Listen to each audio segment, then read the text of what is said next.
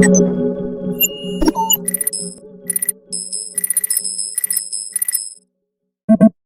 you have an idea of that, plug that in, that first section under my numbers. And if not, this is an important component for your beginning. So come back to this. Let's just run through it very quickly. Where are you today? Some people are already creating and using a business plan. Others have created a business plan and intend to use it more effectively. Some people are brand new and new to business planning, and some people are on a team and new to business planning. So that's just to simply check the box for where you are. And then, as I said, under the number section, you can complete that at your leisure. I want to look at where we're going today, where you're going, and then also review a little bit about the goals of the course. So the goals of the course are up there. Yeah. This is where we are. That's the agenda.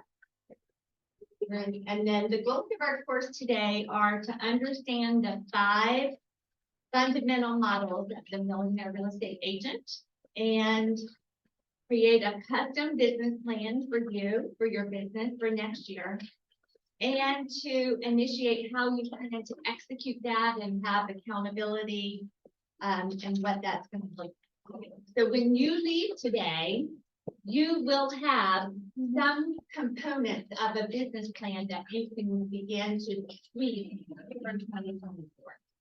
That sound good? Yes. I want you to take just a minute and think about what are your goals for today? What are your intentions? What would you like to get out of this time today? What 3 things would you like to understand? And that may or may not be on the next slide, Zach. Next one's models and mindset. Okay, so we won't go that far yet. But is that on in your worksheet, in your workbook, your 3 learning goals? Okay. And I want to hear that. So take a minute. I'm going to grab a dry eraser. Cheryl, if there's not good ones in there, grab them from my office. There's like a bin of them. Okay, great. Up against the wall. So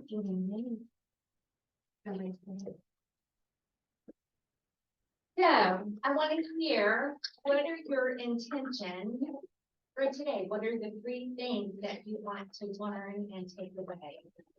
Anybody? Refine my direction and kind of prioritizing what I'm going about trying to do and get myself going. And Carter. Who else? Mine's kind of the same, but I can say like what my daily activities should be to.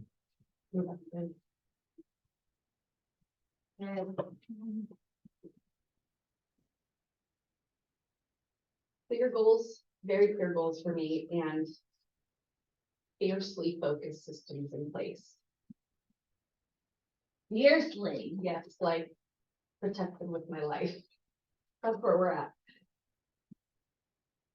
So let me ask you something, Stacey. Yeah. Are you typically a focused person? I would say I'm very driven, but having a very strong system is one of them. And I am very clear that that is what it requires for me to promote.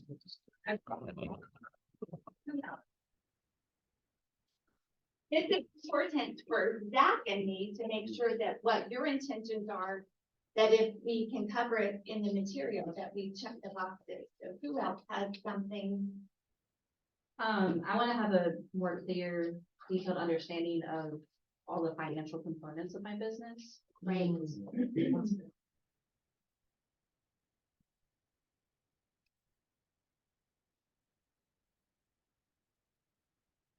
if anybody's on Zoom, you can add that in the chat. We can put that in. Who else? And let me just say, Danielle, Crystal, James, is a person who knows and understands the financial pieces. So if you haven't set your goals in command and some of those things, she can help you with that. Ashley can help you with that. Zach as well. So use the resources that we have within our leadership. Who else? Did you know you could track your goals in command? I knew you could, but I didn't know how. Exactly. That's where I'm at. Okay, good. Happy tech committee notes, right? Okay, awesome. So the next section, section 3 says, how will I make it happen? And this is your level of intention. Level 1 is you will create a business plan. Level 2 is you will create a business plan and commit to following a business plan. And the level 3 intention is I will create and follow a business plan, and I will share it with someone, my coach, another agent, someone who can serve as accountability for me and check in with that person throughout the month, throughout the year, those things. So what's your level of intention with business planning? There's not a right or wrong answer. Just be honest with yourself. What's your intention today for your business planning? Just check one of those boxes or check all 3.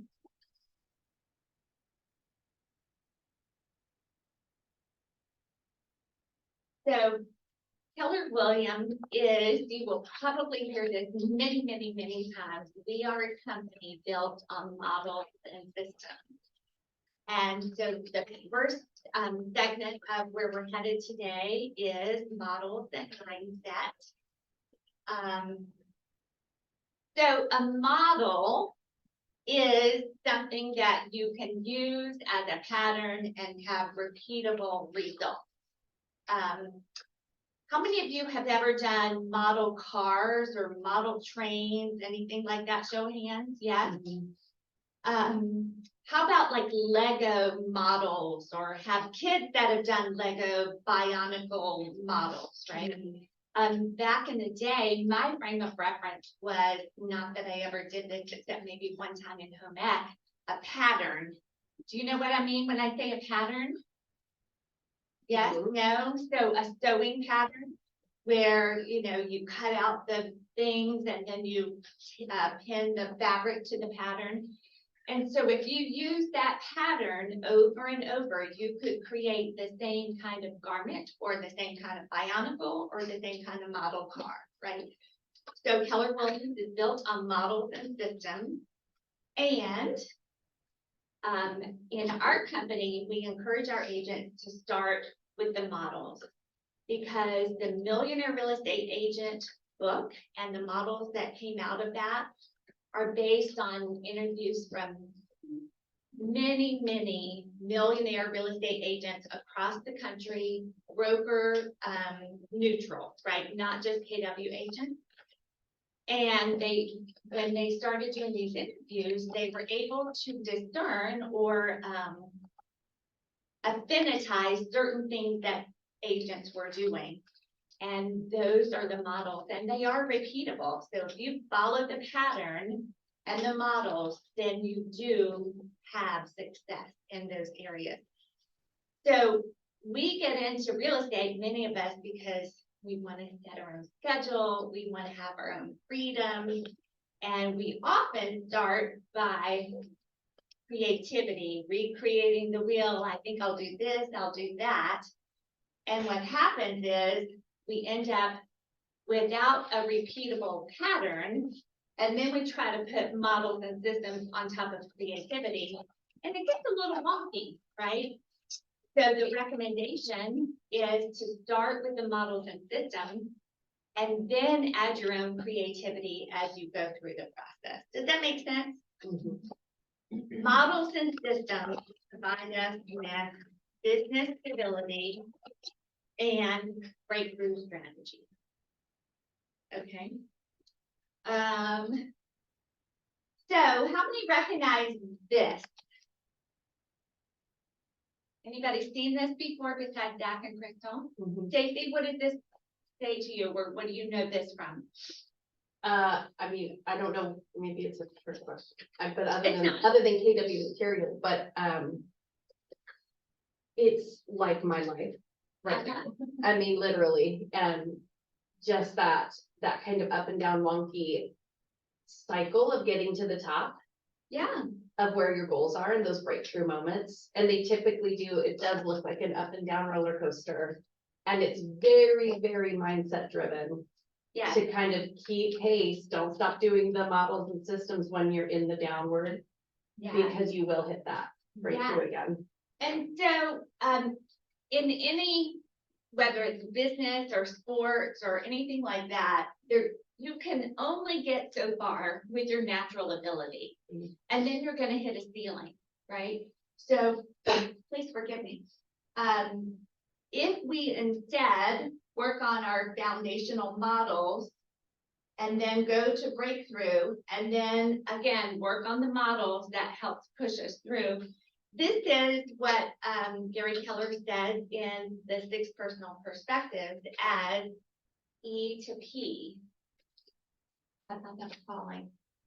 E to P, which is entrepreneurial to purposeful. Entrepreneurial is I've got some natural skill and ability, and I'm just gonna grind and make it happen. And that only gets us so far. So being purposeful with the models and systems is really what pushes us to go to the next level. That make sense? Okay. So Stacy mentioned mindset, and that is huge because in order to be really successful, one of the first things of a millionaire real estate agent is to have a millionaire mindset. So let's talk for a second about mindset myths.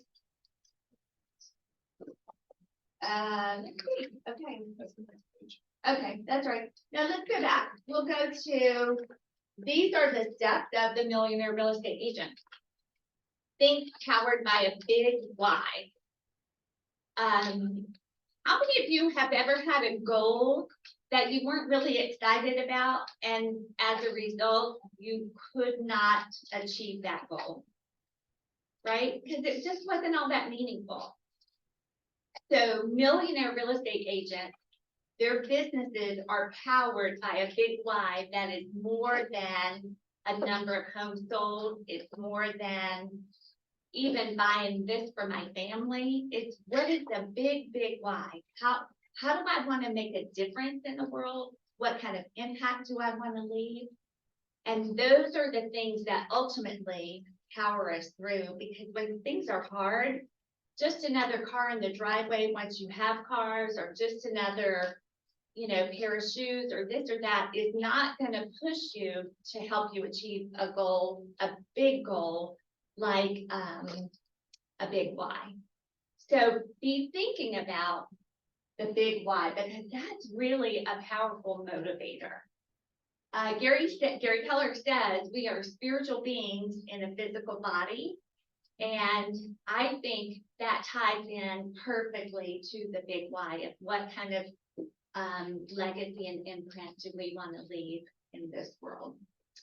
Think big goals and big models. Think value and service and customer service experience.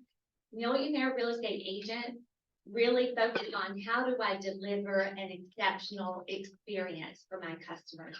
And I think, Stacy, your team does that really well. Mhm. Tell me your phrase that you got. We say surprise and delight, but I will tell you that Zach said something the other day that I can't even shake. And it's, I just wrote it down, but it's magic making moments. I love it. Like, I just love that so much. Like how to create that for people.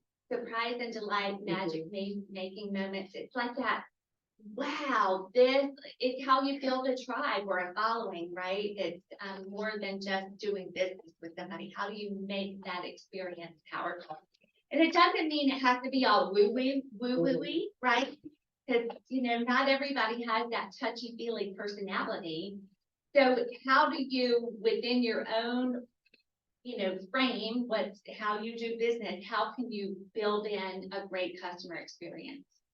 So think back to a time that you've had an amazing experience as a customer. It could be in a restaurant, could be at a hotel or an amusement park or what, buying something online. One person, tell me a wow experience.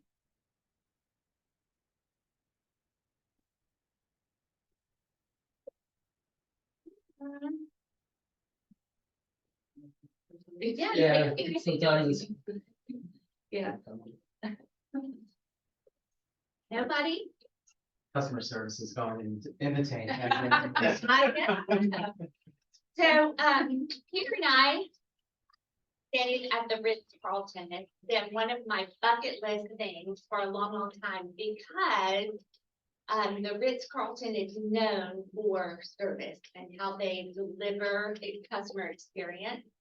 And in fact, their motto for their training, does anybody know this for how they train their staff? We are ladies and gentlemen serving ladies and gentlemen. And I've studied customer service for 2 decades probably, and I just have been so enamored by that.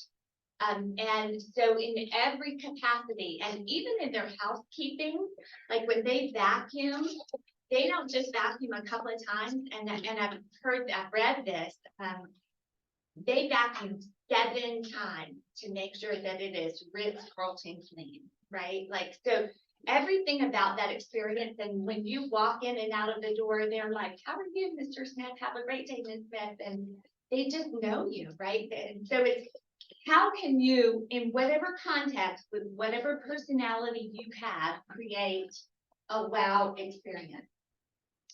Think competitively and strategically.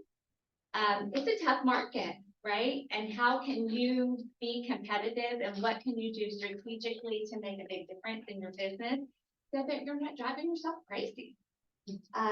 Action and accountability, talent systems and standards. We'll talk about that in the organizational model.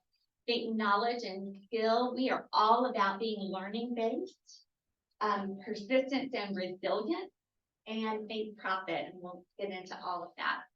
Cheryl, can I add one thing? Please. So number one is think powered by a big why. And I think sometimes from conversations I've had, people struggle to land that plane, right? Like, what is my big why? And so what they naturally go to is number 2, which is a big goal. The big goal is completely different. That's why they're separated here, is because your big why can't just be a temporary goal or something you just want to achieve. It has to be something that transcends and is bigger than that, something that you want, that mark that you're trying to leave on the world, like Cheryl said. So I just wanted to point that out, that just between the two, it's natural for us to kind of put a number or a unit or a lifestyle or something like that. But the why and the goals are two different things. The goals help you achieve your why. Yeah, and I would say your why may change over time. How many of you have littles at home? Okay, and so your goal right now might be, your big why might be providing for your family, right? And that is a perfectly wonderful big why.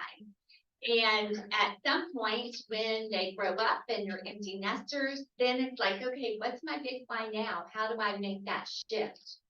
So it's okay that to have a big why that shifts. And it might be that your big why, even though you have littles at home, might be, my big why is to give $1 million to my favorite thing. And that's going to drive your business in a way that will still help you provide for your family. So it's not necessarily either or, but just to give you some powered by a big why, big goals, and action and accountability. We talked a little bit about that. So I want you, for those of you who set your intention to have accountability with your business plan, what does that look like? Who can be that accountability person? Is it another agent on your team? Is it an agent in the office? Is it a coach? Is it somebody in leadership? Is it your spouse or your best friend or your parent, somebody? Who can you share that with? And then we are gonna talk about the big goals, and we're gonna get to the someday goal and then break it down. All of these are how to think like a millionaire real estate agent. Okay, The next one's not on the slide, so, oh, okay. This the myth now, or are we doing the? did you wanna go back to the myths? Yeah, let's just talk for a second about the myth. I guess we don't stick that in their slide right there. Sorry, Zach. I kept waiting for it. So some people think that they don't need models, right? Who's heard, I can do this on my own, I don't need models, right? You already use models now in your world. It's how you get stuff done. You might just be using models that aren't all that helpful or successful in your business. So you want proven models instead of just random models. Another myth about models is that models limit your freedom. And the reality is, models can free you up to make better decisions so that you don't have to use as much brain power, and you can have a better life as a result. Who has thought, I don't want to use models because they impact my freedom? Me? Yeah. Anybody else Yeah. honest about that? Right? I want to do it my way. Maybe I'm just the only rebel. Okay. Another myth is that models are just opinions. And in fact, as I said, the models of MREA are not opinions, they're facts. They're based on real life, successful business owners. How many of you think, yeah, models are good, but they won't work for me? The reality is models work because they have been proven. And if you just follow the model, you will have predictable results, right? Follow the model, then you can add the creativity, come back to that. But models give us predictable results, just like the bionicle pattern or the sewing pattern or the model car. Some people would say, I don't need to change, I'm getting the results that I want. And as you grow, I think most people, as you grow, you want bigger results, and models get you there. I remember hearing a story of Mo Anderson, who was the former CEO of Keller Williams, and she was having a conversation with somebody, and they said, Mo, I don't need to increase my business. I'm good. I'm making a great living. And she stopped them and she said, that is the most selfish thing I have ever heard. And she said, imagine all the good that you can do with the more money that you make. If you have that potential, think about the good that you could do in this world. That's a mind shift, isn't it? That is a big lid, a big wealth mindset. Okay. All right, let's see, Zach. Now we're going to talk about, Did you want to Mount Everest? I'm sorry. Mount Everest? You know Everest? Yeah, where did it go? It's not a slide. Okay, all right. So how many of you have ever done mountain climbing? Yes? I've gone hiking. Hiking, okay. Yeah. How about you, Carter? Very small. We lived in Colorado where there were a bunch of 14ers. I did not do those at the time because I had a terrible fear of heights, which I don't have anymore, and that's a story for another day. But when people are, have you done mountain climbing, Zach? I've never, well, I mean, like the rock walls. Okay, I've done that. okay. Climbing a mountain is a big goal, right? If you're gonna tackle a 14er or Mount Everest or some of those, it's a big goal and it requires a big plan, right? So what happens if you have a big plan and a big goal and you don't get to the top? Do you think you might get farther than if you started with a small goal and hit that goal, right? So that's part of what we want to do today is help you think about how do you have a big goal and then what does it take to get there? So in the one thing, Gary and Jay talk about having a big, please forgive me, I thought my phone was in the other room. They talk about having a someday goal, right? Someday down the road, I want X. What's a someday goal for you? A big goal someday. Crystal James, what's a someday goal for you? Retired on the beach. Okay, all right. And what's a 5-year goal? Let me do this. So we're gonna have someday, 5-year, 1 year, monthly, daily. And then we're gonna say right now. Okay, so someday is I'm gonna retire at the beach. So where might a 5-year goal be to help you get to that place of retiring at the beach? In 5 years, where do you want to be that would put you closer to this someday goal?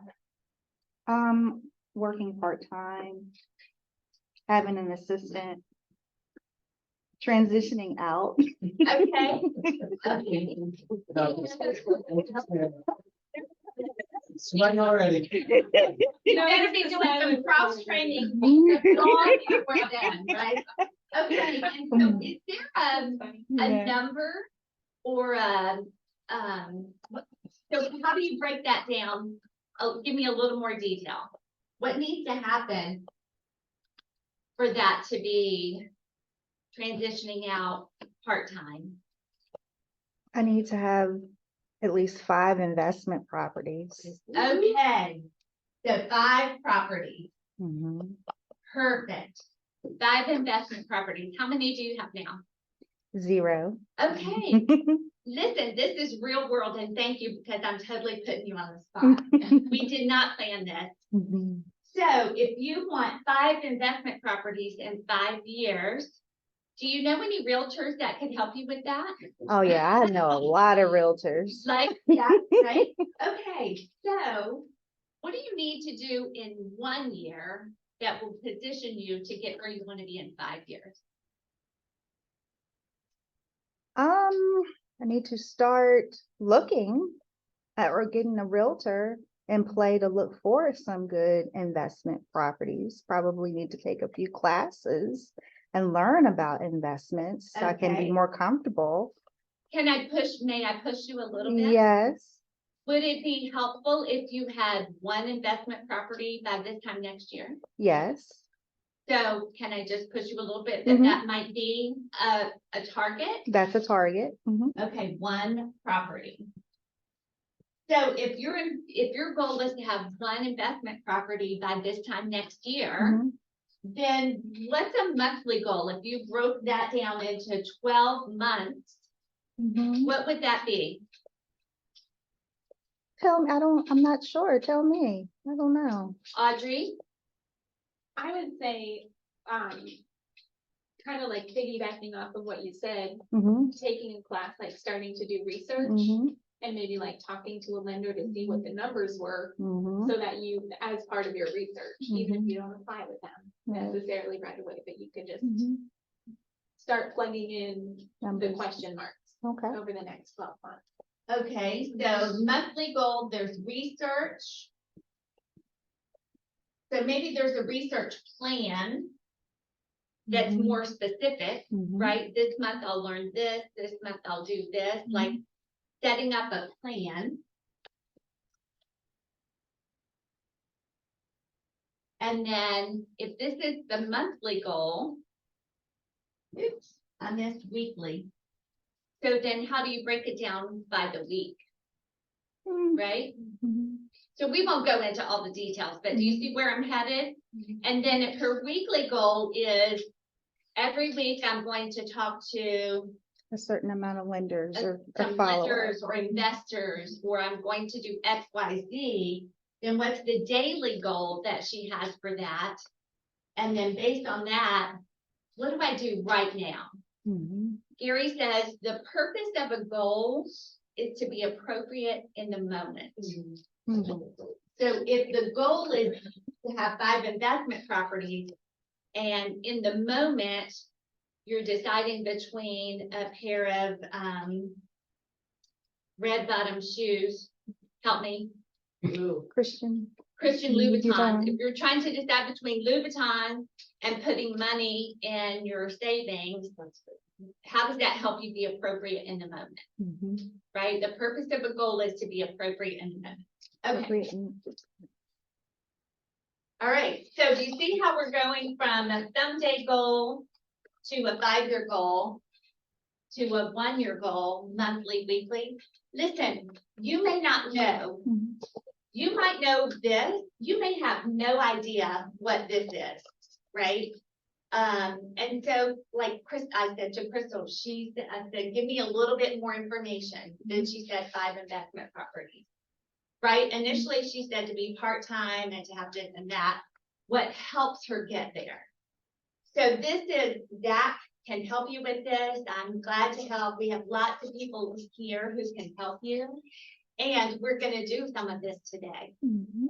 Let me just say with the Mount Everest, would it be wise if you were planning a trip to go to Nepal to climb Mount Everest and the only thing you prepared for is the first step?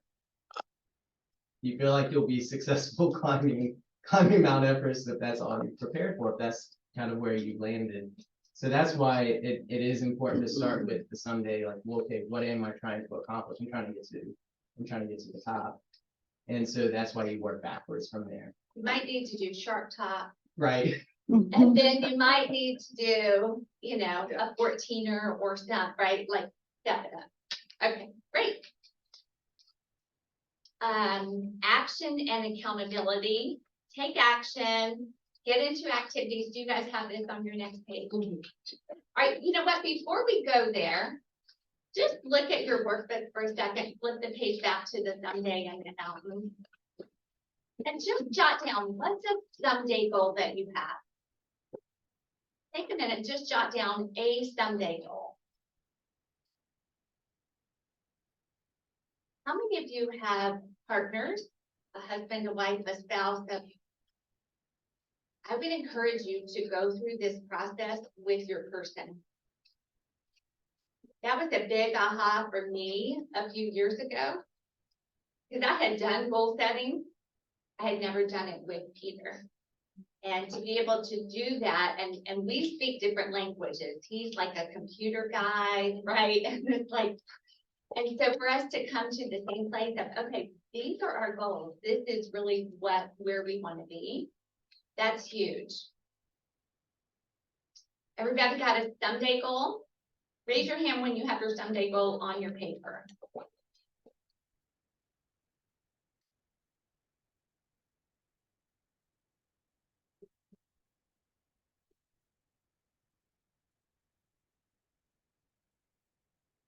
Okay.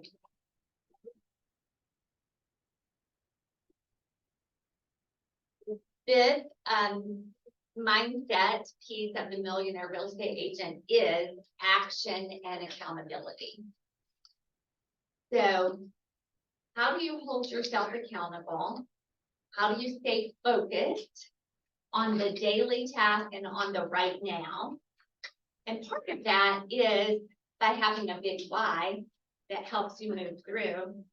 Another piece of that is writing down your goals.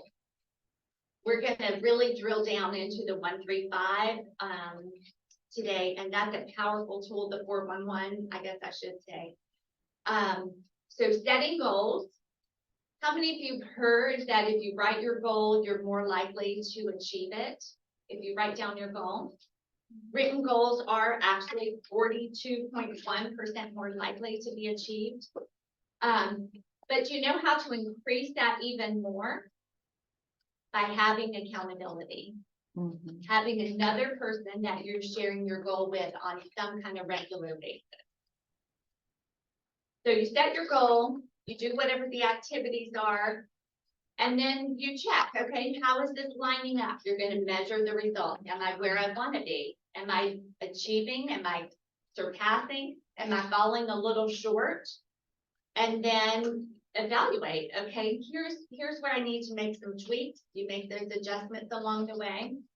I had lunch yesterday with an agent who's been in the business 20+ years, I bet. And she said she is about 65% of her goal year to date, right? So she's got to make some tweaks along the way. What questions do you have so far? Okay. We're on page 2.11. Yeah. And when you have an accountability person, have them ask you, can I hold you accountable? May I hold you accountable, truly? And if the answer is no, then there's something inside yourself that you need to work through, right? To be willing to be accountable. I don't know if it's because I'm the baby in my family or because I'm sort of a rebel. This is something that I really struggle with, and I have to choose to make myself transparent to be accountable. And it only works with some people, probably less well with my husband than with other people. Right? So find that person that you're not gonna push, right? But who is that person that's gonna help bring that your best out of you? And get used to accepting feedback in the process. Who holds you accountable today? Anybody? Zach. Yeah. Zach. We have a lot of opportunity then, don't we? Right? A lot of opportunity. Okay. Think action and accountability. We're going to look at the 411. And that is page what, 2.13? So when we get to the yearly goal, right? Crystal's yearly goal is to have one investment property. So that's her annual goal, is one investment property by the year, okay? And then every month, she's gonna take listen, it took me, I probably have been with KW 2 or 3 years before this clicked in my brain. I don't know why it was challenging for me. I just, whatever reason. So let me see if I can help break it down so that you don't have to struggle like I did. So every month, you're gonna have one of these sheets. Okay? At the top, you're gonna write down what your yearly goal is. And then based on what your yearly goal is, what's your monthly goal for January? Okay? And then once you have that, then how do you break it down into 4 weeks? Does that make sense? And then Gary Keller runs Keller Williams on a 135-411 system. It does not have to be complicated. And in fact, what do they say? Gary and Jay say, everything tends to become more complicated over time. So the challenge is to keep it simple. Okay, so you can put this in your planner, you can hang it up on your whiteboard, wherever you can see it. For me, if it's out of sight, it's out of mind. You might have it on your desktop, just as a visual. Can I add something, Cheryl? Yeah. One thing that I've learned about this is you want to be very careful, never change your annual goal. You're writing the identical annual goal every month when you pull that worksheet out. You don't change that. And like Cheryl said earlier, 10x, you know that book, 10x your goal, make it bigger and more outlandish, have a real system for it. Don't flip, like use the models and systems for it, but go bigger than you even had originally anticipated. You will over succeed on your initial goal by so much. I can't even tell you how real that is. And all you're doing is, and you never fill in your weekly ahead of time. You never have a plan 12 months out of the year for your weekly, because every month you're shooting for the same annual goal, but how you achieve that's going to keep adapting. Yeah. And so you only want to make sure that each time you're looking with fresh eyes at that, but your annual that you don't touch. The annual you don't touch, your monthly may or may not be the same, but definitely your weekly, every month, you're gonna say, okay, this week I need to do X, Y, and Z. Probably your monthly will change. You said a 135 411, so what's the 135? I'll get into that in a Yeah. little bit. So yeah, we'll definitely chew on that a little bit. Yeah. 411 is the individual, 135 is, so I. So do you understand the numbers? So Yeah. 411, okay, Yeah. all right, it's gonna be the same thing with the 135. Yep. So Okay, when I came on the KW, it was like all these numbers. I'm like, what does all this? 411, 135, it's like GPS, it's a lot of things. So. you can find this tool in a downloadable format that you can edit on KW Connect under resources. Okay. You can do this for personal and for your work. You can have job goals. You can have, is that another slide? Is that the next slide? It's not, Okay. but there is a different 411. So there's different versions of the 411. And so the next, if you flip the page to Oh, yeah, you 215, have it in the book. yeah, there's a 215. different version of it.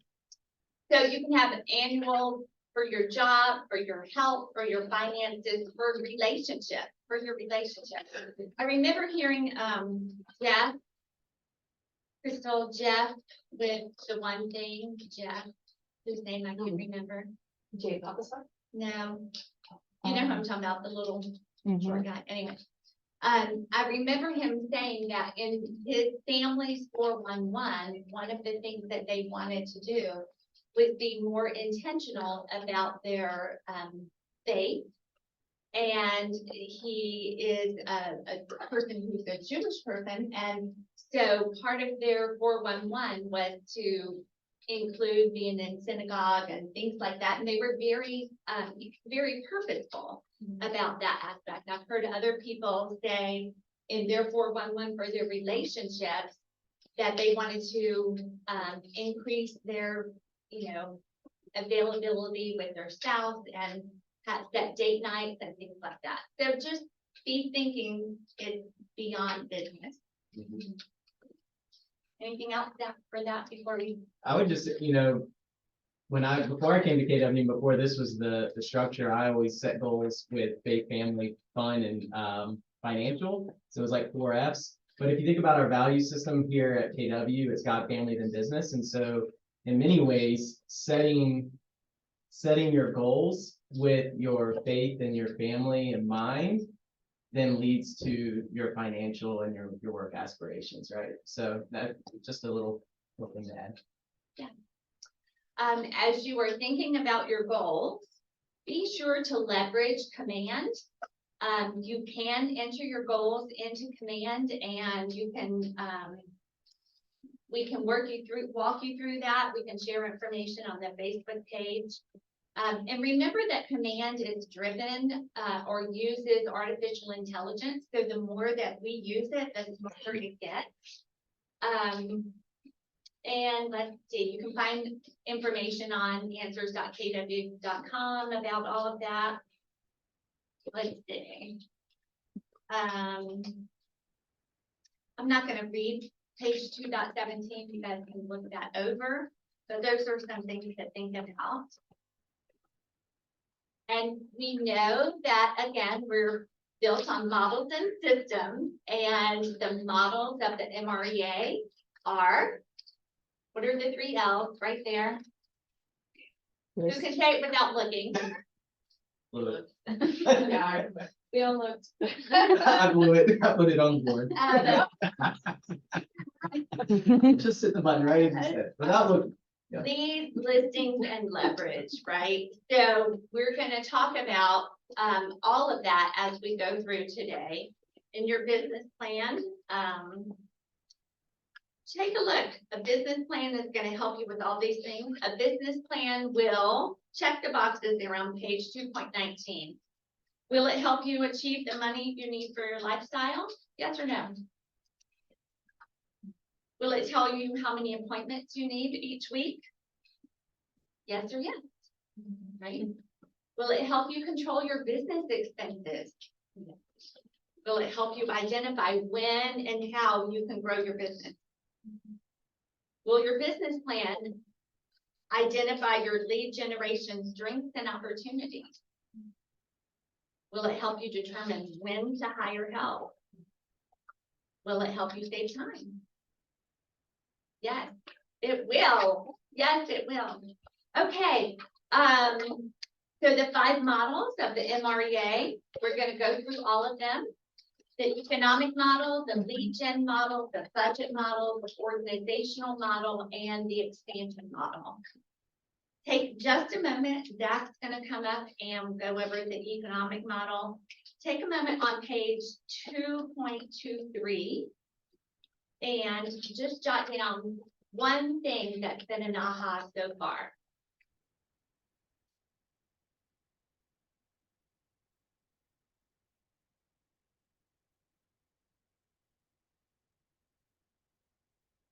One thing that's been an aha.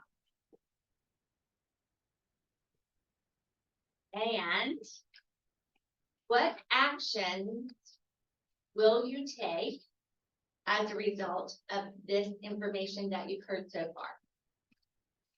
Just write down one thing for now. What's one action? Look, this is gonna be your business plan. You're gonna have this in here and you're gonna be able to come back to this. So what's one action you will take as a result of this?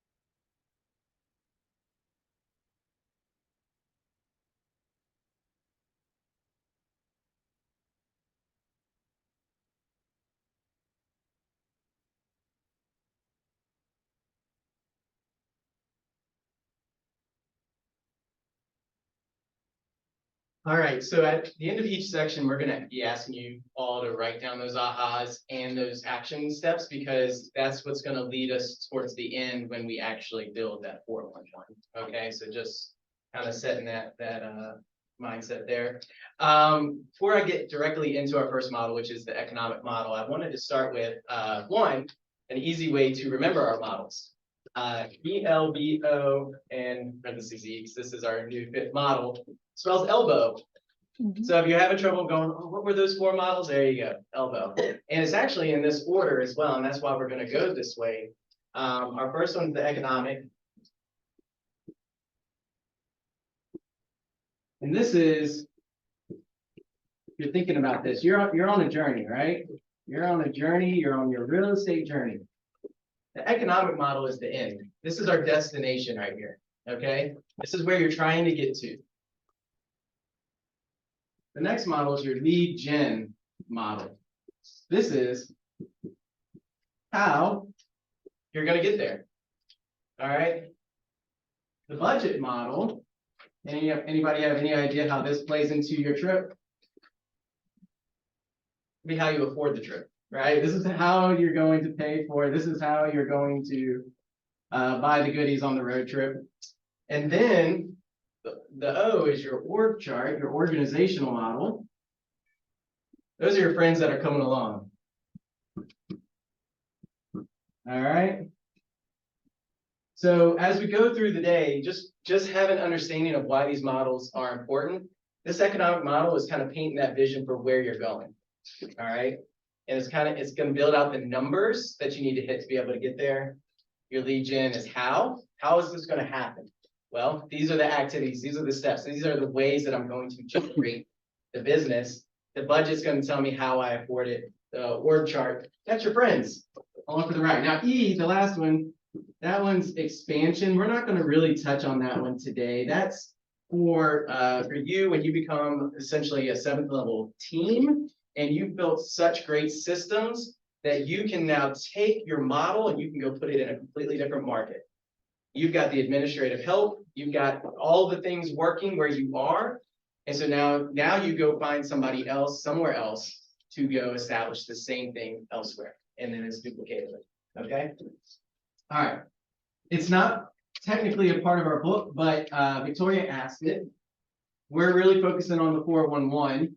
Let's talk about the 135 really quickly. All right, so you got your 1, you got 3, and then you got 1, 2, 3, 4, 5. All right, our 1, this is kind of like our big goal. So we talked about our big why. This isn't your big why, this is your big goal. So what is your goal? We want to say a certain number of units. Okay, so this is how we measure it. If you think about anything in business, it's a lot easier to say this is how many I want to do, because then you can create those systems to be able to produce that many units. All right, so you're going to start with units, and then you're going to build out. So this is your so we call this a GPS too. So it's goal, priorities. All right, and then strategies. Thank you. System, but strategies. All right. So if you hear us call it a GPS, that's what it is, and these are essentially your 5 strategies. All right. And so a great way to build this out is create your systems. All right. You want your tools, and you want your people. Okay, so then after you've built your three priorities, your 1 goal, 3 priorities, sorry about the chicken scratch, and then you've got your 5 strategies. Now you go, okay, what are my 5 systems, right? Well, you got maybe like a lead gen system. How do I lead generate? What am I going to be implementing into my business, and how can I systematize it so now my lead generation is leading towards those units? Maybe you have a seller system, so when you get the call from somebody who wants to sell their home, you've got that system. You know how to walk them through that process. You've got your buyer system, right? Same thing, buyer calls, you know your system in place, and it's something that you can repeat. You don't even have to think about it. Once you get those repetitions in, you know, how am I going to work with this buyer to give them that moment of magic and get them to the closing table so that they love me, they refer me, they want to do business with me again in the future, and they might become my new best friend. And then you got a financial. All right, so what is my financial systems? And then growth. If you're looking to potentially build a team, you know, you're talking about how do I grow my business out. And so what's my system? And we're going to talk about that, right? Because we actually have a system for that. And then your tools, it's probably gonna be your CRM. Hopefully you're using Command, right? It's gonna be websites that you can collect information, right? That's the point of a website, is to collect information. It's maybe your mobile app.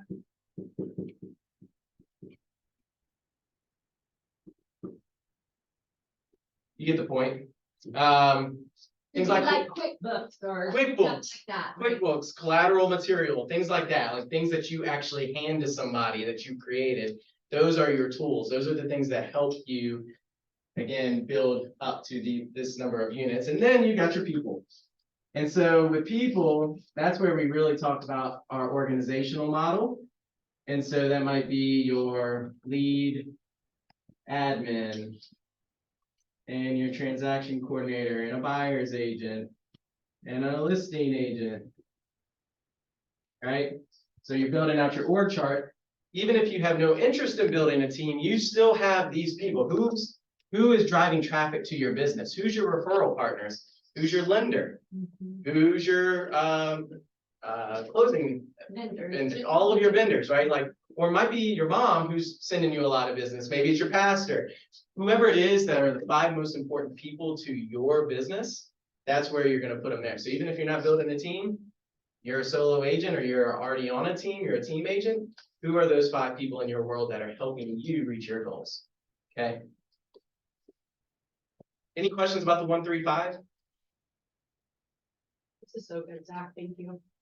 Yeah. I have a question, but it might be off topic. Yeah, go for it. When, for like the lead admin, the TC, the buyers listing, does the model tell you like how you afford the? Oh, yeah. Okay, Yes, it does. alright, I was just curious. Absolutely. There's the first hire calculator you can find, and yeah, and we'll talk about all that. Yeah, that's gonna be Cheryl's job later.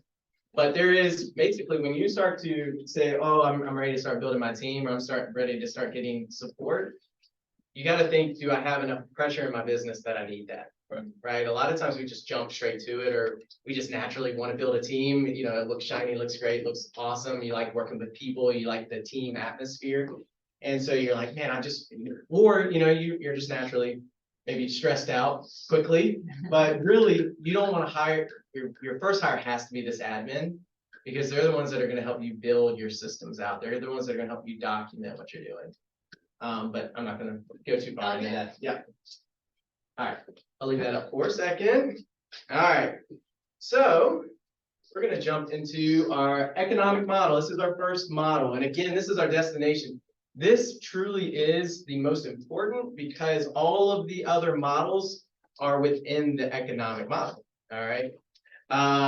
So every business, every single business has an economic model, whether it's a McDonald's, whether it's Keller Williams franchise, whether it's an independent team, whether it's a business like your own. If you're a solo agent, you have an economic model. The MREA economic model is our first model, it's a foundational one, and it's going to describe how your business works. How does it operate?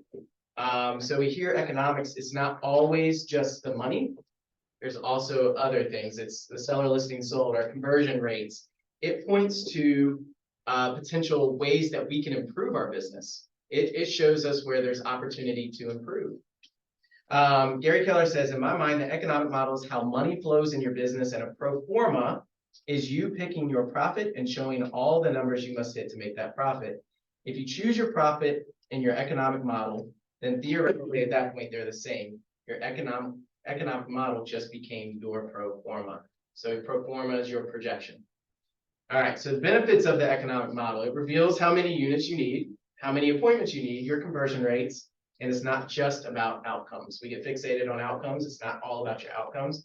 It does identify, so when we talk about conversion rates, we have a set number here. Now one thing that we asked you to do is know your numbers, and maybe you don't know your numbers. If you don't, that's okay. Now's a good time to start tracking those things. But if you know your conversion numbers and it's below kind of the ones we're going to be going over today, you know that there's an opportunity to improve. What skills do I need to pick up? What do I need to go learn so that my conversion rates improve? It allows mastery over your business. You know how your business is running. You know how your business is operating. And it keeps you thinking about profit first. We talk about lead with revenue. And so you have to lead with revenue, not with debt. If you're leading your business by taking on debt, that's a recipe for disaster. So really, you need to be generating revenue so that then you're utilizing the profits to then go grow and scale your business. And so the economic model helps you do that. It helps you keep your budget model in line. So we'll talk about budget model later. It provides a benchmark to hold your team accountable. So if you do have a team and you're seeing that conversion rates are low and they're not getting to the units, they're not reaching the goals that you set, you know that there's something that you need to talk about with that individual. And then it allows you to gain insight into the economic decisions before you make them. So there is math to this, all right? And I wanted to say, you know how sometimes you go to the gym? If you've gone to the gym for the first time in a while, you're like, ugh, this feels uncomfortable. Now there's people seeing me, and then, for me, I haven't been to the gym in a while, and so if I got on a bench and I started benching and the dude next to me is like 3 times my size, you start to feel a little bit uncomfortable. The first time you go back to the gym is always the most uncomfortable time to go back to the gym. You're at the gym today, all right? So let's leave the ego at the door, because ultimately what we're trying to do today is seek progress. So what you've done before, that's okay. Where you're coming right now, where you're in the room today, is with a goal towards progress. So I just want to keep that in mind as we talk about numbers. Numbers sometimes make people uncomfortable. Don't get uncomfortable. Be honest with your numbers, but then let's also keep our minds focused on where we're trying to go. Okay. All right. Look to page 3.3. We're going to talk. And I think there's a slide for this one. So the economic model is the basic framework for how investments you make in your business and your performance interact with one another. Is that where you want? It should be the 3 circles: performance, investment, and outcomes. Sorry.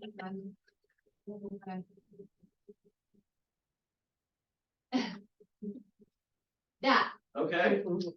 If you want to go back, we're not going to dig too hard into the numbers yet, and that's why I was kind of skipping through this. Yeah. But essentially, in the MREA, we talk about net $1 million. So that's where you are a millionaire real estate agent, because what you're making is actually, well, what your revenue is 2.5 million. That's your total GCI. But when you become a millionaire real estate agent, that's what you're keeping, is that $1 million. So that's our net income. Then you take in your operating expenses, the cost of sale, your total GCI. You put in your average commission amount. That's a change from the original MREA. It used to be a percentage amount. That's a change to show now we just plug in that number of what our average commission is. And then that will tell us how many units we need to sell. From there, a healthy millionaire real estate agent business is going to be 50% listings, 50% buyers. And so then you can break that out, because we know that if you have a listing, that should generate at least 1 buyer. Now you can break that out 50-50. Sorry. That's okay. 50-50. So you've got your conversion rates for both. You got your appointment conversion rates for both. And then okay, this is how many appointments I need. This is the total buyer appointments I need. And then you break it down even further, how many per month and how many per week. All right.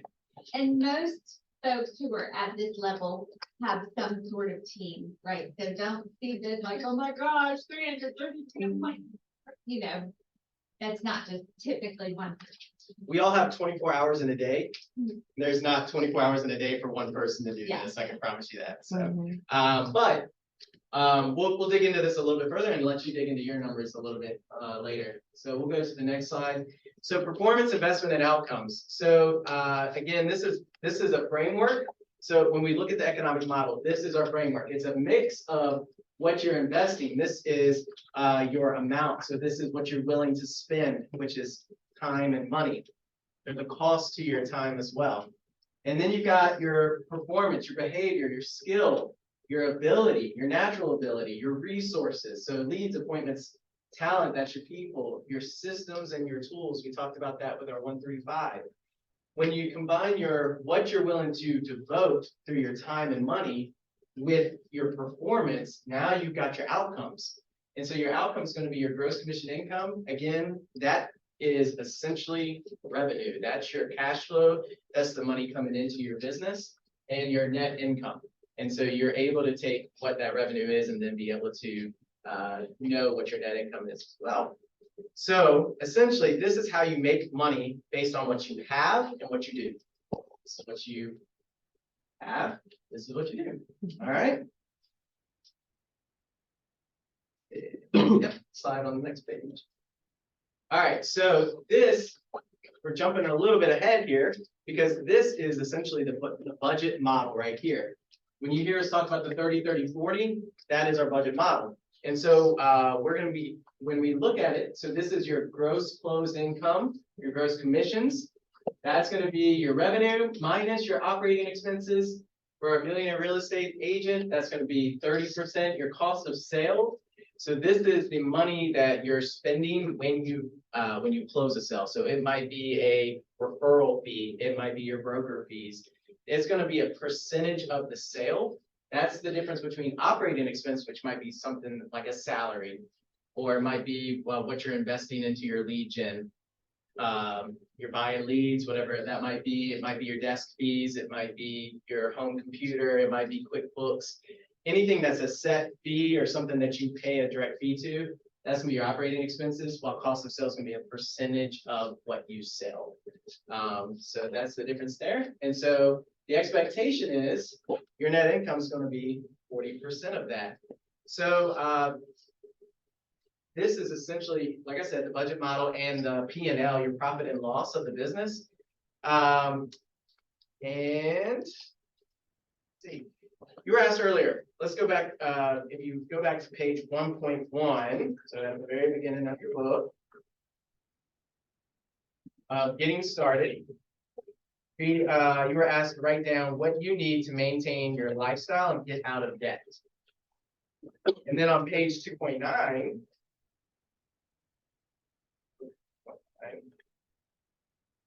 that's our Mount Everest page. When you thought about your someday 5-year and 1-year goals, this model, what that does is we take what we said on 1.1, which was your maintaining your lifestyle, and then on 2.9, which were your goals, and the model works for all levels. This is essentially it, and it's applying the model to all levels of your income. All right. On the bottom of page 3.5, there's the cash flow cycle. So you've got your total GCI there at the top. 2.5 is again what a millionaire real estate agent would need to net $1 million. So that's why that's our model. But for you, you'll determine what your total GCI is or what your total goal GCI. So that's the beauty of the economic model, is it's for today and it's for your projections or where you want to go. So you can actually have two economic models.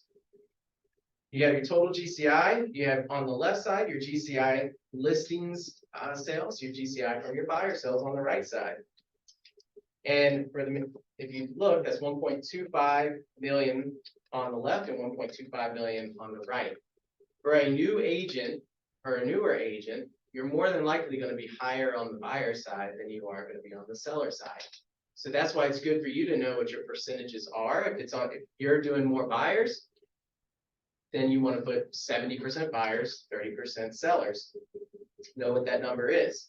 And then from there, you generate what is your cost of sale. The cost of sale for a millionaire real estate agent is going to be less on the sell side. Oftentimes, they're the ones that are going to be doing some of the listings themselves, but also if you built your team so that you've got a selling agent and a buyer's agent, that selling agent, if you're providing that lead and they're closing it, the model shows that you don't give them as much of the commission because it's a listing as opposed to a buyer, and we know that buyers can be more work intensive, right? And so the model, that's why the listing cost of sales $125,000 or 10% of your GCI, while on the right side, that 625 is 50% of your GCI for the buyer sales. And then you combine the two, and you've got 750,000 on your total cost of sales. And you've got 750,000 on your operating expenses, which is 30%. And that's how you come out with your 1 million net income. Good, the next slide. You ready? Yes. That's the Oh, cash flow. I'm sorry. Yep, there's a slide for that too. Hopefully everybody's following on their sheet there as we go through that. Any questions about the cash flow cycle there? All right. So on the next slide, we're going to look at the 3 essential drivers of the economic model, which is the economic engine of your business. So these transitions are what we refer to as conversions. These are your conversion rates. That's what we were talking about earlier. This is what kind of will point you towards areas where you can improve. Many agents do not know their conversion rates nor how to calculate it. Anybody know their conversion rates? Anybody? Okay. Okay. And that's okay. That's okay. That's why, starting today, or you have the opportunity to go back and track your numbers. And we're going to talk about how you find that number today. The MREA conversions of 75% and 70% on the sell side and 70% and 70% on the buy side. This is data, all right? This isn't just some random number that they came up with. This is what, when Gary was interviewing millionaire real estate agents, this is the information that they were finding. Is typically for the millionaire real estate agent, they were converting 75% of their listing appointments to seller listings taken, and then 70% of those listings taken were listings sold. Now, we also know that the market kind of dictates some of these numbers as well. And so, you know, when the market is hot, like we saw the last couple of years, usually when you've got somebody that wants to list, that home was going to sell. So your conversion rates were probably a lot higher than 70%. When we get into a buyer's market, that becomes a little bit different, right? And so this was what they were finding at the time. And so just understand that might shift a little bit as we go into different market cycles. That doesn't also shift quite a bit based on where your leads are coming from. Absolutely, absolutely. So, yeah, when you're talking about just, yeah, the leads generated, if it's a cold lead, or if it's something that you got from a Facebook lead, right, that's gonna be a little bit different than if you had somebody like an ISA call, have a conversation, send them to you, you take the call, they're ready to buy or sell, right? So it just depends. Even, you know, if it's a referral base or if it's a prior customer, if you're working in your database and it's somebody that you already know and they say they want to sell, you're more than likely going to get that listing appointment, right? And be able to convert a lot better than you would a total stranger, somebody you met in the grocery store. What is ISA? Oh, sorry, I shouldn't have, yeah, inside sales agent. Agent, I thought so. Yeah, inside sales agent. So somebody that's making a lot of the calls, and having scripts and things, I should say conversations, so that they're understanding how quickly they want to buy or sell, and just getting all that information so that when they pass it on to you, you have it, you don't have to come that out for them, and you know how quickly they want to move. Zach, super fast side question, because I didn't really understand a lot of the options that we have in our industry. And when you do get to that point, there's like virtual, right? And they're not even like full-time hires. Right. There's a lot of people that you're hiring from other company. It's amazing. Like I haven't even tapped into all that yet, but just so people know. when we get to that. Yeah, virtual assistants these days, right? You know, you can hire within Keller Williams, there's something called Cyberbacker. And so the nice thing about Cyberbacker is they actually are familiar with command. That's actually where they're trained. And so if they're managing your database and plugging information, they're making your notes and also making the calls, a lot of times they're using the same conversation templates that we teach and train on as well. So you're exactly right, Stacey. Yep. An important conversion of buyer appointments to buyer listing taken requires that you actually get a signed buyer representative agreement, right? That's not something that I think is regularly practiced right now, and that's something that might have to change as we move forward in this industry. That's one disruptor right now, but your likelihood of converting your buyers skyrockets if you actually get a buyer's agreement on the front end. So I would encourage that practice if you can, but You can, not if you can. you can, Yeah. you just have to have that conversation and be prepared, right? And have a buyer system. We talked about your buyer system. Sorry, buyer system right here. If you have a buyer system, if you know, okay, this is my approach, and you just follow that each time, then those conversations get a whole lot easier, and then it's not one here to get somebody to sign that agreement. And I think my feedback on that is that's the process that I take. So we were talking about the budget, I'm just gonna figure it out. But that does, I set the expectation when I first speaking with someone, so we'll do that system, a phone consultation, and we'll do it in person meeting. I set the expectation that at this meeting, I'm gonna present to you this agreement and share with you about it. I mean, so. Good job. Our version, I have to have anybody back out of that. Yeah. And it's a matter of just being confident instead of like, well, if you're okay, and you know, it's really just establishing your value with confidence. It's hard to call somebody a client if you don't have a signed agreement, right? Yeah.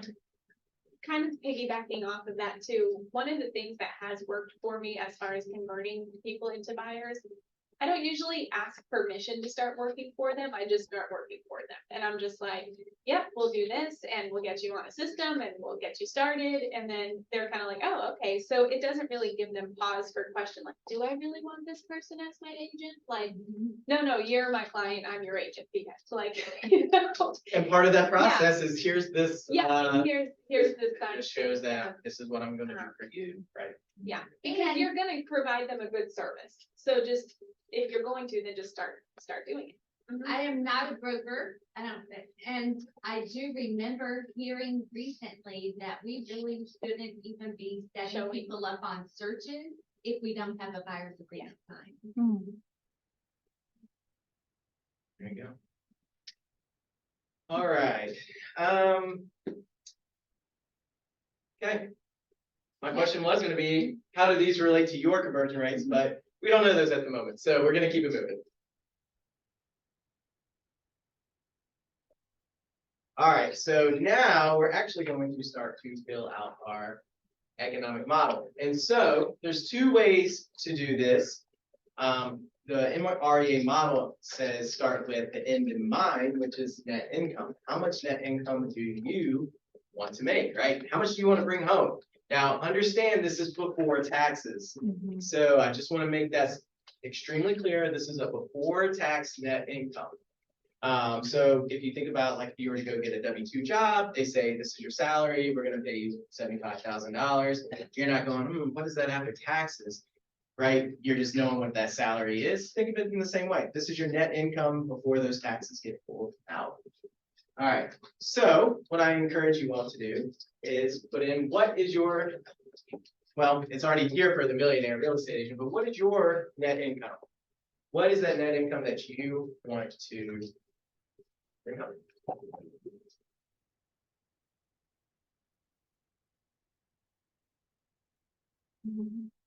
A million. Million? And yeah, Crystal's like, I'm just going straight. Let me make that $1 million, right? If somebody else does it, why can't I? Right?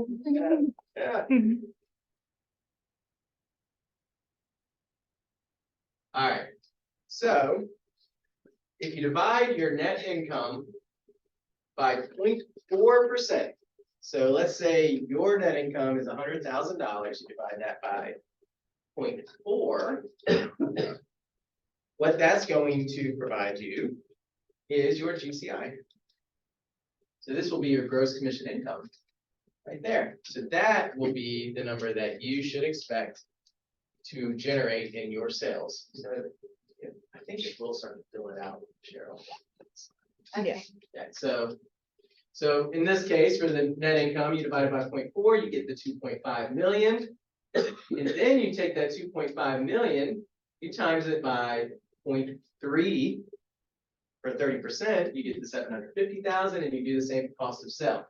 So this is our budget, essentially the budget model of our 30, 30, 40, 30% expenses, 30% cost of sale, 40% net income.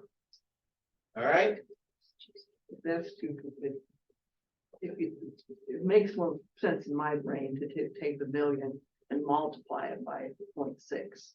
Right. 60% to get your total GCI. Yeah. I'm with you. Sometimes it's easier to multiply than divide with percentages or decimals. So so yeah, either way, it pans out, right? But I think with the model, you're trying to determine, okay, what's my take home? What do I want to take? And so then once you're able to figure that out, then you can go, okay, it's 2.5 million. All right, now you put in what is my average commission amount? So on average, if you sold a $250,000 home, which has been around the historical average in this market over the last couple of years, it's slightly higher right now, but let's just go with that for nice even numbers. So $250,000 home, your average commission at 3% would be $7,500, and then you can divide your total GCI by your average commission amount. That's going to tell you how many units you need to sell. Does that make sense? Slow me down.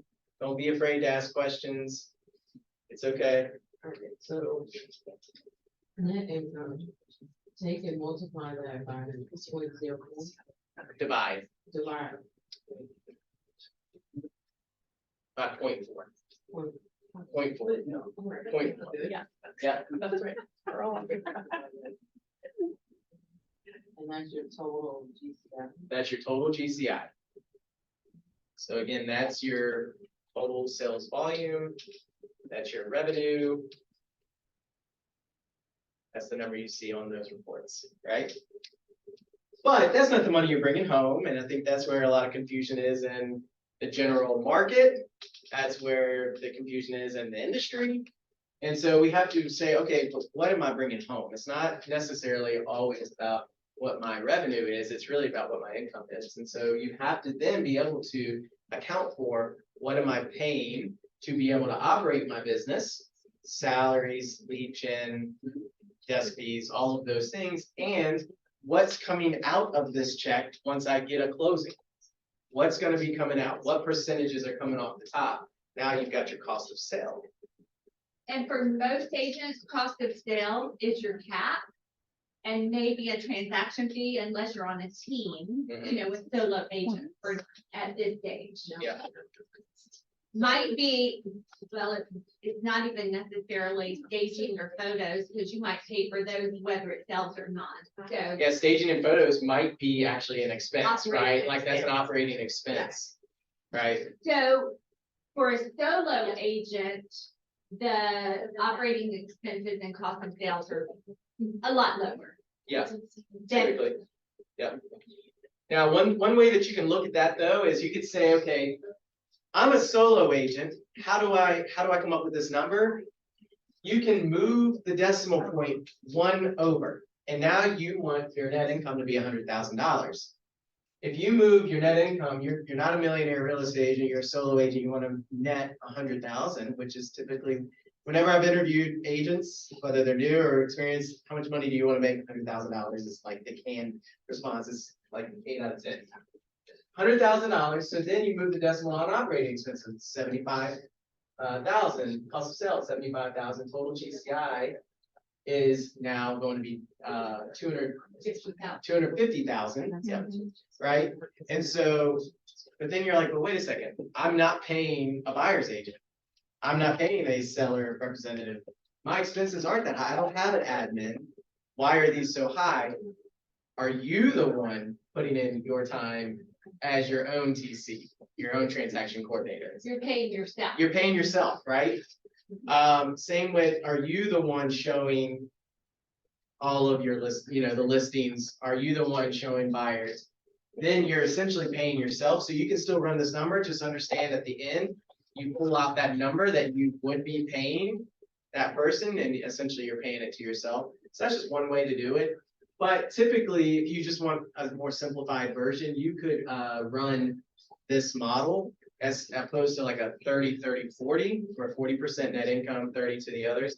And it'd be more like a 20-20-60 for the solo agent. But the key point of this is have a mindset and a mind frame around the fact that you are going to have expenses and your cost of sale. All right.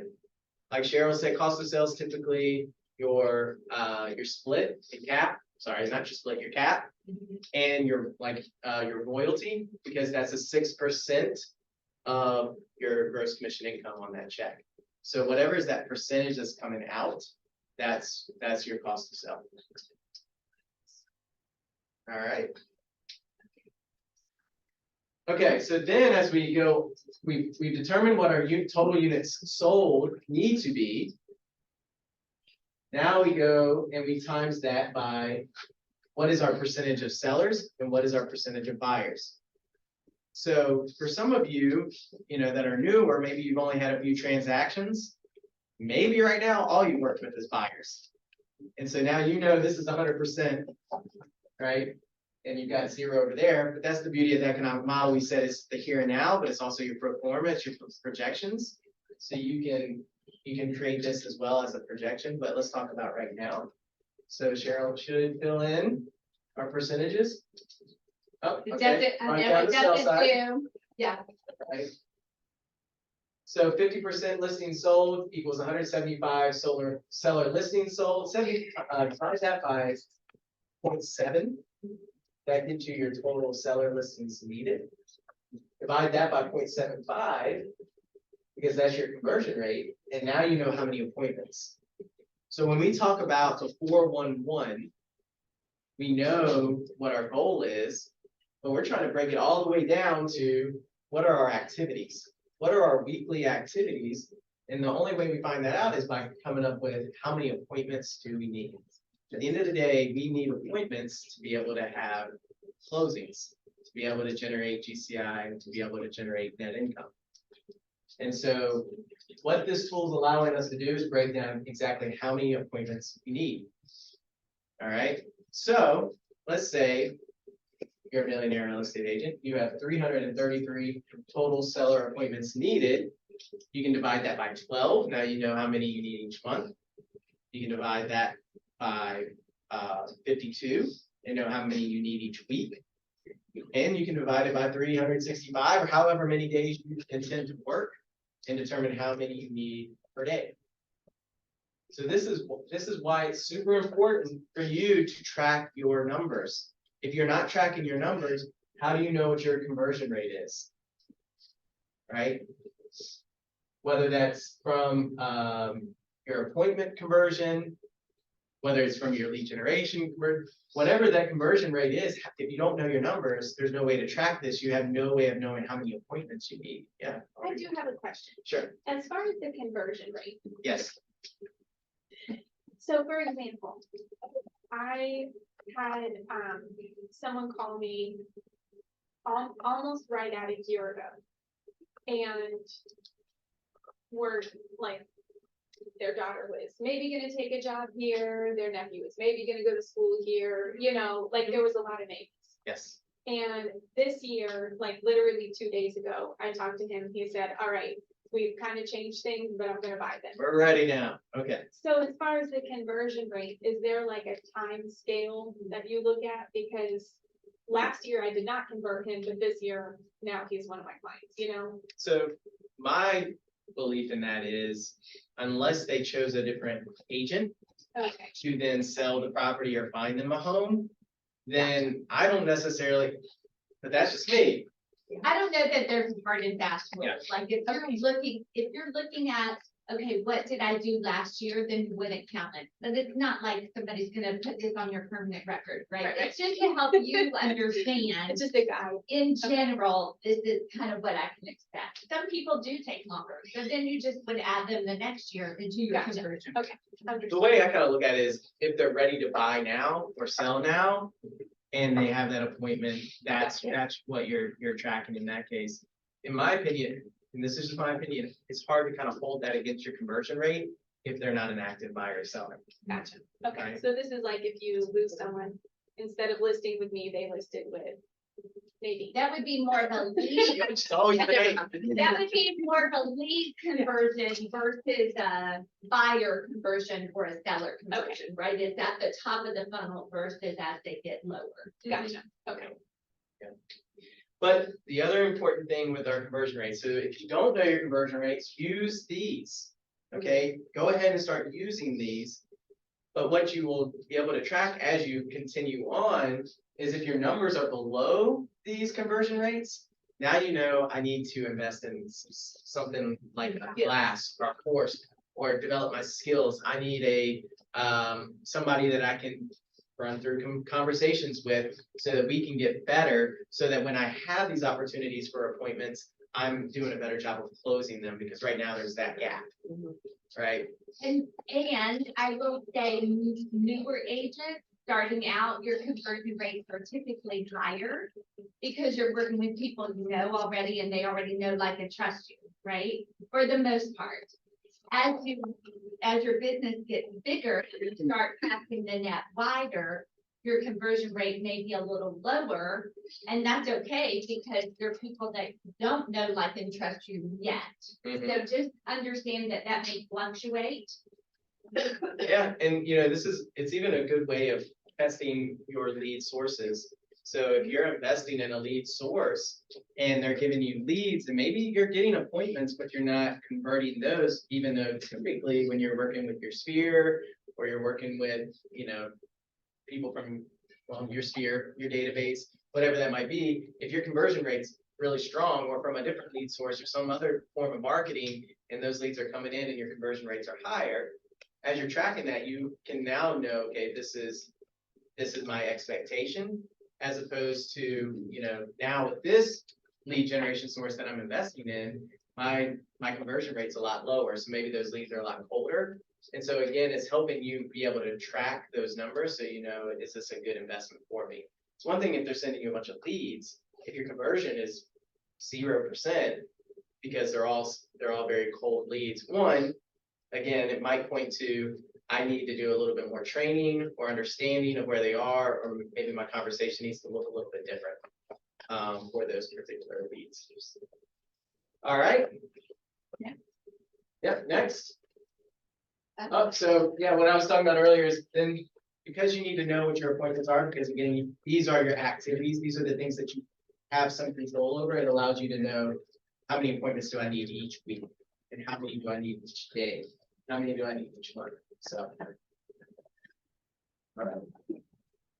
And so this one is our half MREA economic model. So maybe a million seems a long way off. So they make it simpler and say, hey, now you're just needing to net 500,000. So this is your half MREA. And so again, the numbers still work. You still have a 30, 30, 40. Your average commission amount might be a little bit lower as opposed to the millionaire real estate agent who's maybe selling at a higher price point. And then you can build out the numbers. Maybe those conversion rates are a little bit lower because again, once you've gotten to the point that you're a millionaire real estate agent, you should be obviously one of the best real estate agents in your market, if not in your general area or your state. And so this is showing that as you progress and you start to make more money naturally, it should be expected that your skills and knowledge and experience come into play, and your experiences with converting is better. Crystal, do you know ballpark what our average commission rate is? About $7,500. So, and this uses the example of 68. So again, if you're looking at this, just recognize the higher your average commission rate goes, then the lower the number of units sold is needed. That's right. Yeah, I've also seen a lot of 2.5% out there lately. That's so enough. Yeah. Factor that in. Yeah, that's right. So again, that goes to what is your average commission amount, Not- right? Yeah, Not the total percentage. dollar, not Right, the right. percentage. Yeah, because if you're taking 2% as opposed to 3%, now your number comes down as well. So And maybe you just look at, 2.8 or something, but if you know what your average commission rate is, you can plug that in. one thing I do want to point out though is if you're like, okay, 80%, I'm actually at 95% or well, I want to be 100%. I want to convert everything. Just remember, you're probably going to have some appointments where you walk away because of who you're talking to, right? There might be somebody that you feel like is a better fit for someone else. Maybe you're not at that place right now and you want to do everything you can to work, but just understand there's going to be probably less than 100% conversion just because you are making that decision as well. And let me just tell you from experience, there are some clients that you should fire early because if you work with a toxic client for 4 months, it drains your energy and your productivity. And the moment you let them go, you are opening yourself up to greater things. I'm just saying from experience, don't do what I did. That's great. Yep. Crystal, did they get the Excel sheet for the economic model? They did. Okay. So the nice thing with this course is there is an Excel spreadsheet where you can actually just plug in your numbers and it generates these figures for you. There's something nice about writing it out, but there's also something really nice about an Excel spreadsheet where you can just plug it in and let it do the math for you, right? Right, Victoria? Hey, but it's good because these are the reps. This is the practice that you want. So yeah. All right. So some challenges that that some agents have with the economic model. One, you'll look over here, some traps, not understanding the power of the economic model, and using it in two ways to check where you are and as a planning tool. So we talked about that. This is where you can run it where you are today, and also you're projecting where you want to go, right? This is the net income I want to make, and so then you break down that economic model. So use it in two ways, not using the economic model as a guide for your decision making. Again, we want to be leading with our profits, not with our debts. Not looking at your business as a whole. So that's what this is your business. If you're not profitable, do you have a business worth owning? Right? Not knowing or improving your conversion rates. I'm not improving. My conversion rates are actually getting worse. Why is that? I'm not investing in my education. I'm not learning based. I'm not reading books that are going to help me with the things that I'm struggling with from a skill perspective. Okay, right. Good moments. Not holding yourself to your goals. You've got to be committed to your goals more than anybody. Now, the accountability factor is important because you need somebody else who's going to hold you to them, but you've got to be devoted to those goals as well. Not knowing how much lead generation is required to secure the appointments needed, and not using the economic model to create the other MREA models. All right, so we talked about that, how Elbow, he starts at the beginning, but all of, whether it's lead gen, budget, and organization, they all are part of the economic model. So if you learn any of the models, learn the economic, because you'll naturally learn that. All right. Leverage technology, so features in command that help with the economic model. You can set your goals and track your progress. This requires that you send in those opportunities, right, Crystal? That's right. And opportunities is the most used applet in command due to compliance. So I think we're doing a pretty good job of getting those opportunities. Oh, yes.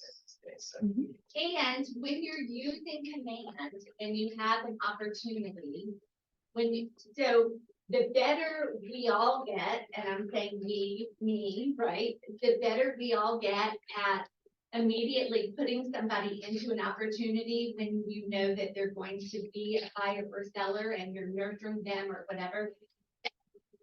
And if we are consistent at moving those cards through the stages, it will help us get a better picture of how long it takes us to move somebody, what our conversion rates are. Command will do the learning for us if we just will feed it the information.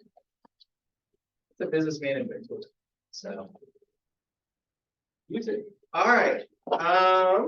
As we talked about, so now it's your turn. So we've got our 411 and we've got our economic model. If you haven't built, has everyone built it by this point? Written in the numbers that you need? Okay. So we got our actual on page, what's that? 3.14, 3.15. And then we've got our pro forma. Again, this is your projection. This is where you want to go. This is the net income you want to make. And so then you're going to know this is the conversion rates that I expect to get to. If I'm not at 70 and 75%, I'm currently at 60.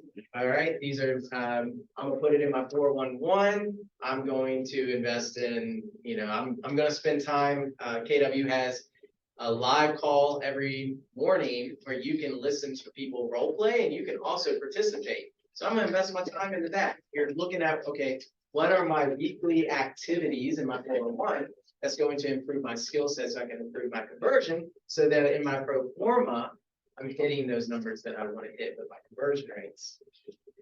You're also with your pro forma, you may be at a certain price point with what you're selling and you expect that eventually my price point's going to go up. I might start to target different neighborhoods. I might try to start targeting luxury. And so now my price point's going up. So with your pro forma, you're going to put what you want your average commission amount to be, right? And so now you've got your net income. Now you've got, naturally by dividing that by 0.4, you got your GCI. We can do the same math with our operating expense and cost of sale. Put our upcoming, our goal commission amount, and now we know our total units sold. So again, this is your pro forma, this is your projection, this is your goal, right? These are the goals that you want to set. Okay. No slide into the 411. All right. So again, with your 411 that's on page 3.19, this is how you can plug the budget, the economic model directly into your 411. You have your net income, your total units sold, your listing appointments, buyer appointments on your annual goals. You've got your monthly goals of listing appointments and buyer appointments. And then your I actually like using the word activities on weekly activities as opposed to weekly goals. And when we talk about our weekly activities, this is not a checklist. This is your priority or success list. So you're not putting everything you need to do in your 411, because some of those are your 80% activities that are only driving 20% of your results. What you're putting in your weekly activities or your weekly goals are the 20% activities that are going to drive 80% of your results. All right, so we call them big rocks. Those are the things that you want to be able to put. Listing appointments and buyer appointments, I would argue, are big rocks for a real estate agent. So that would be why they're right there. Those are your activities. Those are the things that you're shooting for. And then we'll get into our lead gen and we'll talk about that. So brief recap. We talked about how your performance and your investment combine to create the outcomes you need. That's your outcomes model. We talked about the 30-30-40, which is your budget model, and we'll get into that more later on. We talked a little bit about cash flow, that's your GCI, that's your revenue, conversion points and rates, and the MR, and again, just this is your economic model. Your economic model is where you are today. This is a snapshot of my business today, and your pro forma is the goal of where I want my business to be moving forward. All right, so on page 3.21, just like we did at the end of Cheryl's section on models and mindset, go ahead and write down some ahas. Ahas are those things that are light bulb moments for you, things that you learned or maybe emphasized or were reminded of. So go ahead and take some time, take just a minute or two to write down what those ahas are. Anybody have an aha from the economic model? Audrey? Okay, Victoria? Yeah, I was thinking earlier, how am I gonna determine the numbers you put in the business plan? And this actually, the whole exercise is walking through and put all my numbers.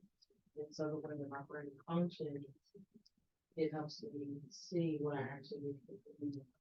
And this was the conversation I was having with Stacey the other day, about think for next year. I don't have to think about, well, like I'm not sitting on wheels, like I know my numbers get to where I want. Now I have a pretty audacious goal for me. So I think like she said earlier as well, as long as I aim for that, I should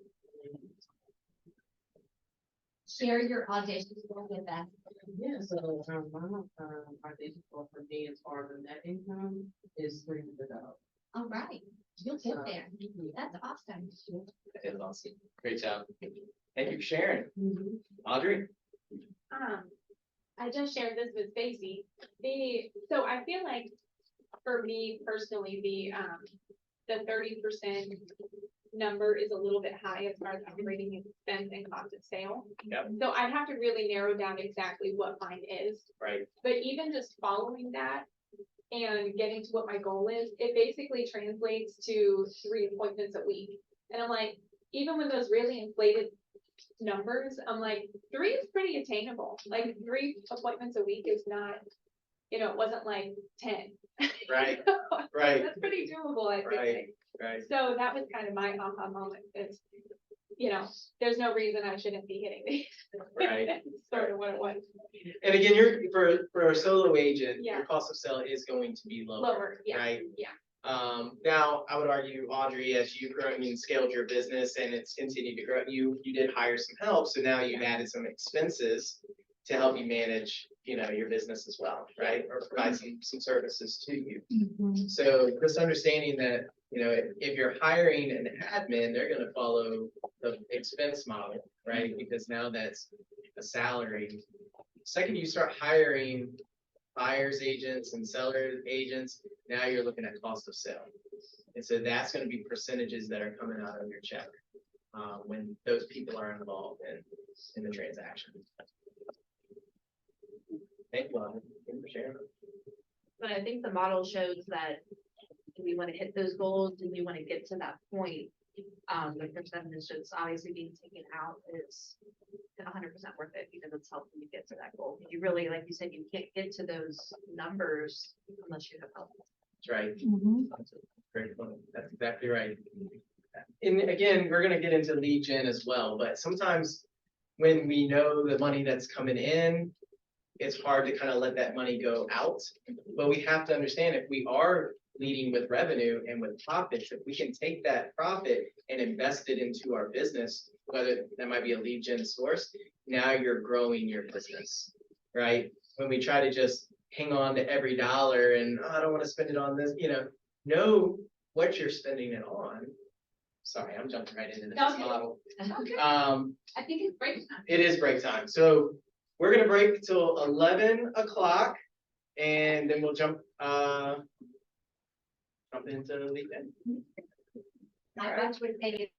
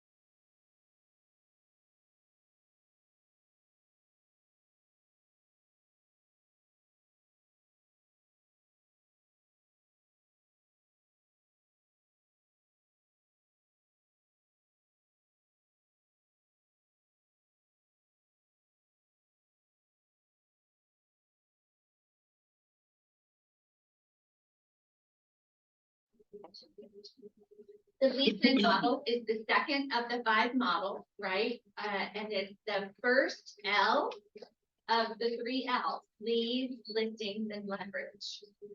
So leads are your businesses, where your business comes from. And leads is all about capturing information and putting that info in your database. Without leads, you have 0 business. So it's a pretty important part of your business. And if you think about your database, you'll hear this over and over. Think of your database as your data bank, where the money comes from those people who live there inside Command. Back in the day, we used to say leads we used to have met and unmet people in your database. And now the language that we're using within Command are leads and contacts. So a lead is someone you have not met in person, or you haven't had a voice-to-voice conversation with them, or a Zoom something. So when you enter a lead into Command, there's a place, or a contact into Command, there's a place to check whether that person is a lead or not. And then you can sort by leads and contacts or all. So a lead is a person that you have not engaged in two-way conversation with, and a contact is people that you have. Make sense? That's the foundation of the lead gen model, just to have that in your brain. So if you go to the slide there, lead generation is all about capturing information, adding that into your database. Generally, a lead is someone who is anonymous, and maybe you've gotten their information from a lead source, or from, you know, they found you from your website, or you've run a Facebook ad, something like that. Excuse me. And in your lead gen strategy, you want to have prospecting and marketing. So we'll talk a little bit about the difference between the two. You want your whole lead gen strategy to be prospecting based and marketing enhanced. Prospecting is face-to-face, voice-to-voice, door knocking, open houses, things like that, when you're in front of or on the phone with a person. Marketing is when you send flyers and when you run a billboard ad, or you're running social media ads, things like that. Prospecting face-to-face. Marketing is when you cast the net wide to people. Some may know you, some may not know you. Okay, does that make sense? Mm-hmm. So in your business, it always makes sense to start with the people you know, prospecting. So adding those people into your database, and then eventually getting to a point where you increase to prospecting. With me? Mm-hmm. Let's see.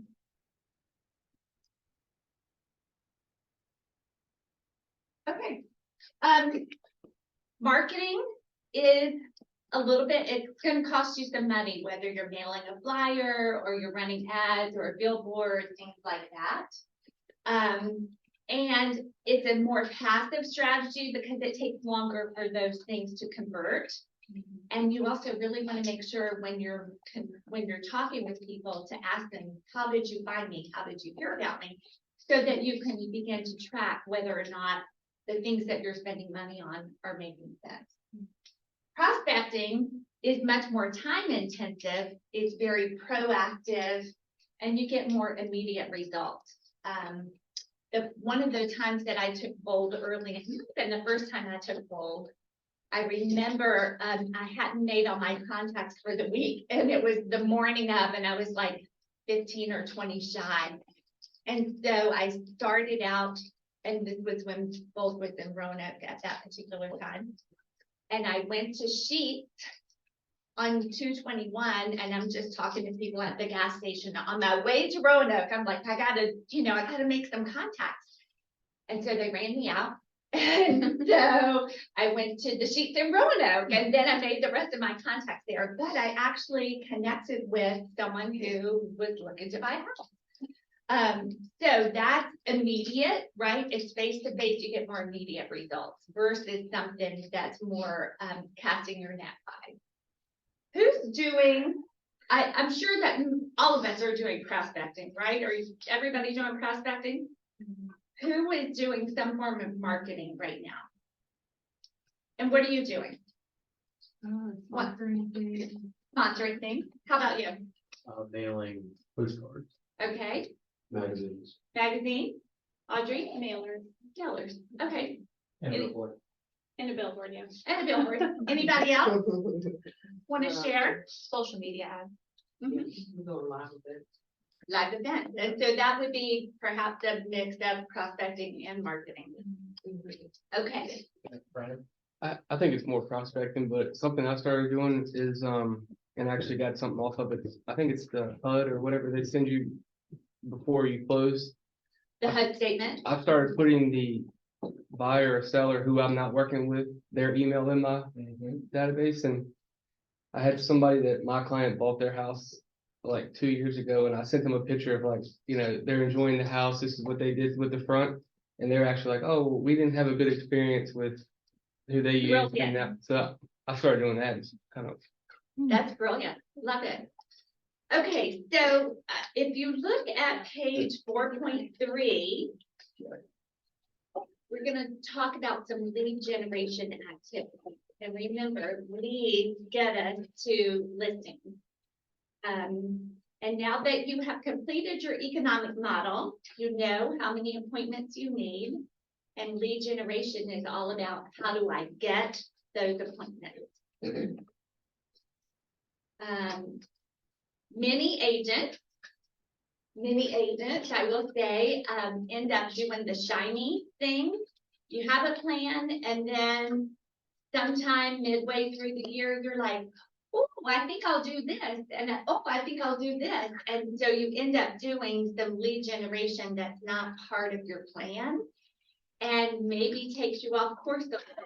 So just keep in mind as we're going through and you're thinking about the strategies that you want for your business for 2024, stick with your lead generation plan. It doesn't mean if something comes up and it's a great opportunity, you could add to it. But just remember, these are the things right now that you think makes sense. And of course, if something crazy happens in our world and it's impacting us right now, we may have to pivot and shift and try to just stick with the plan as much as is, what's the word? Anyway, you get where you tracking? Sorry. So I want you to think about, the columns on page 4.3. And you'll see the one column is prospecting. And then we have on the far right side, marketing. And then in the middle is both. Can you see how teaching and speaking, number 5, is prospecting because it's face to face? Does that make sense? And networking events, things like that. Does that make sense now that those are prospecting? Okay. And then on the advertising or on the marketing side, you've got advertising, broadcast creation, things like that, direct mail, promotional items, PR, press releases, which actually that's kind of an old term. It's probably not even press releases anymore. It should be media releases, old school, and sponsorship opportunities. And then both, you can see farming and events. We talked about networking and other things. So take a moment and circle the things that you are currently doing in your business.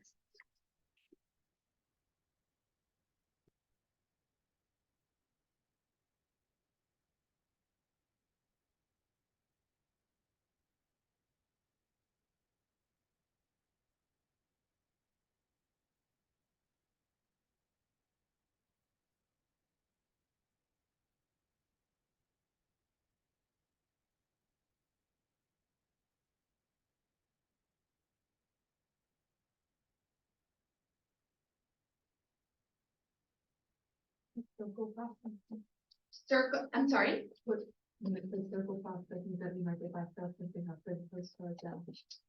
be that, it could be door, yes, yes. Postcards, mailers, things like that.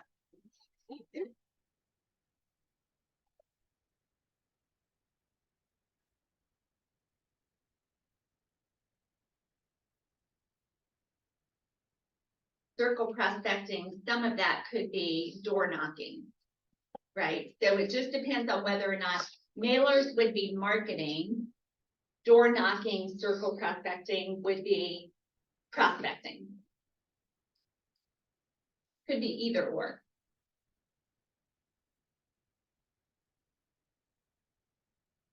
Yes, one would be circle marketing versus circle prospecting.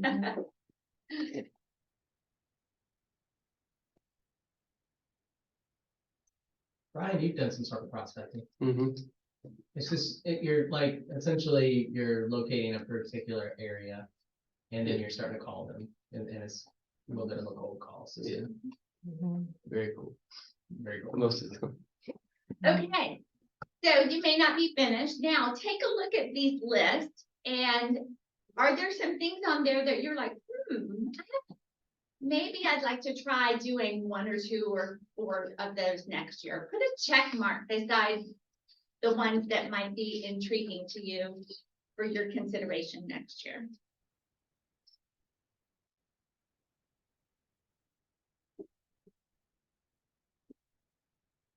And remember, in your business, you have to have both. You have to have prospecting with the people that you know and to uncover leads, and you have to have marketing to help cast the net wide, to help keep your funnel full. So underneath both, it has farming, Mhm. and I guess that's what I would be doing, it's then this part of the area as a fellow, it's a help, but how is that different from the simple for the? Circle prospecting may not necessarily be in your farm. It could just be one day you decide to go prospect a particular neighborhood or. Circle prospecting is more of a direct, so that's why it can kind of be both, because if you're doing circle prospecting with mailers, that's more of your marketing. Circle prospecting by placing phone calls, so it's essentially cold calling a particular area, or you're door knocking a particular area, and so that's kind of where that fits in. Yeah.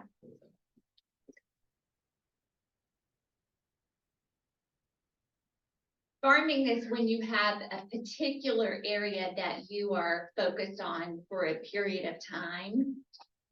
And it is, you have to do it for months and months and months, and you need to be consistent. Circle prospecting could be a one-off here or there. I think of it as like farming for like long-term and, Yeah. but like when I circle prospect, I'm looking for like right now. Yeah, exactly. So. Okay. Next slide. The rule of 4. Every, I don't know, every year, but every year, updated annually, KW researches. And we have seen that 82% of business for most agents comes from 4 sources. Think about your own business and jot down, where are your top 4 sources of business?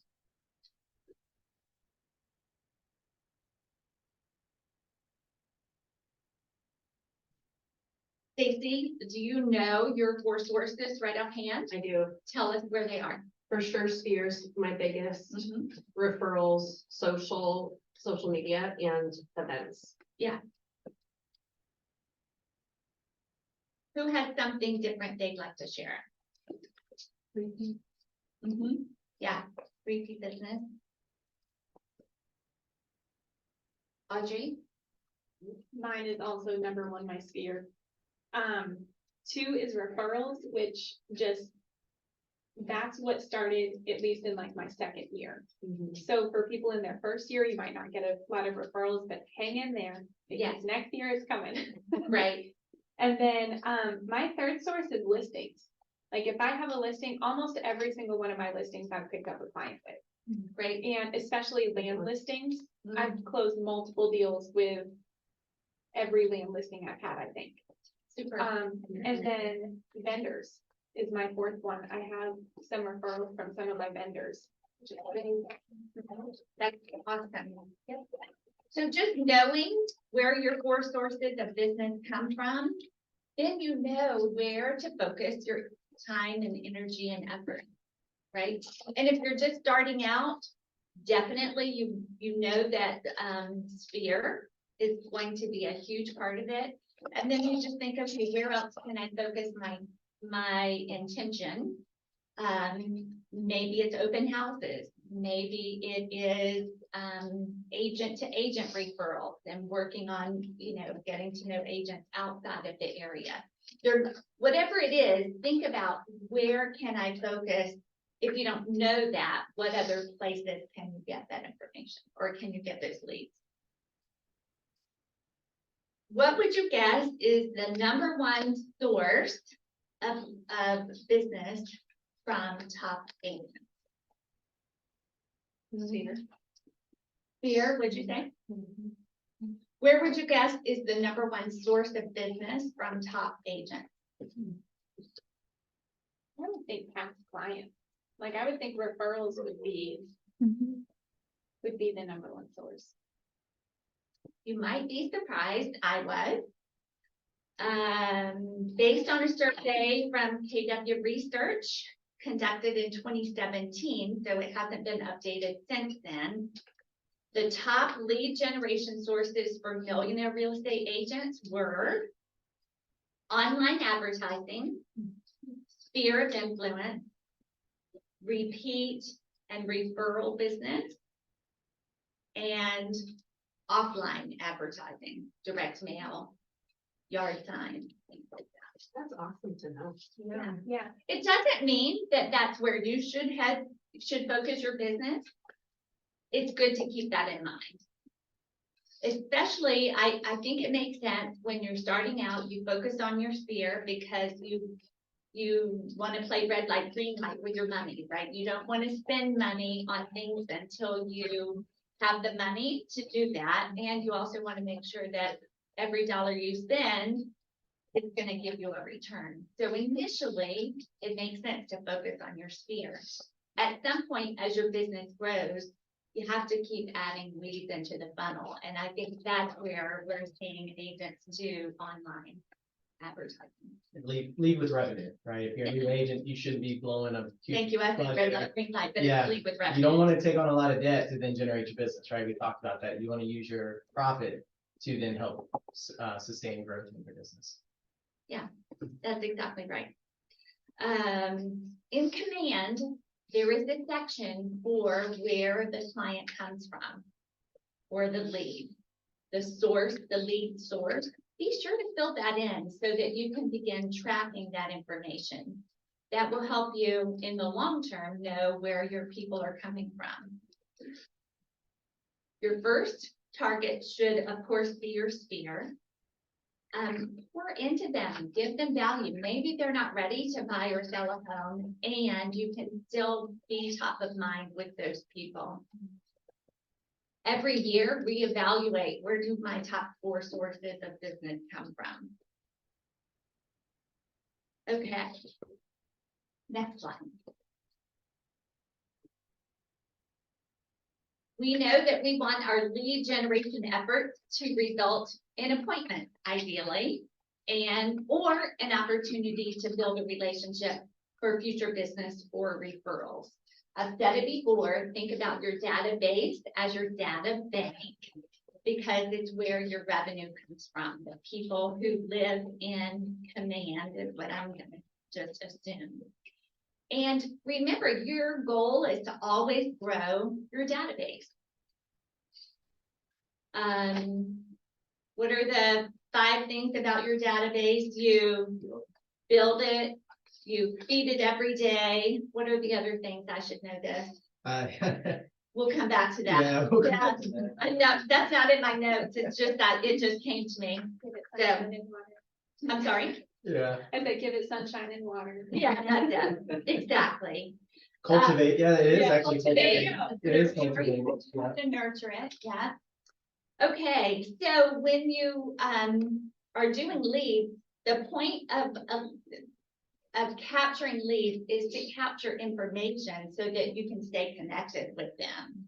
So whether you're prospecting and you get their information, or if you're marketing, always keep in mind, how can I get their information from the marketing that I'm doing? So if you are sending out flyers, is there a QR code that they can scan that then sends them to a landing page, for example? Or if you're, anyway, you get the idea, but how can you, on your website, on your command agent site, is there a sign up form? Do you have that checked? And if so, do you have it automatically, or can they do it after 5 times visiting your site or 10 times, right? How do you capture their name and phone number and email at the very least? On your agent site, you have the option to have it automatically do that for them to search, or after visiting 1 time or 5 times or 10 times. I forget what the things are. What's it called? I'm Sorry, sorry. consumer sites on the left, it's gonna be the very bottom widget. Is that widget? Yeah, Applet. applet. Applet, Mhm. yeah.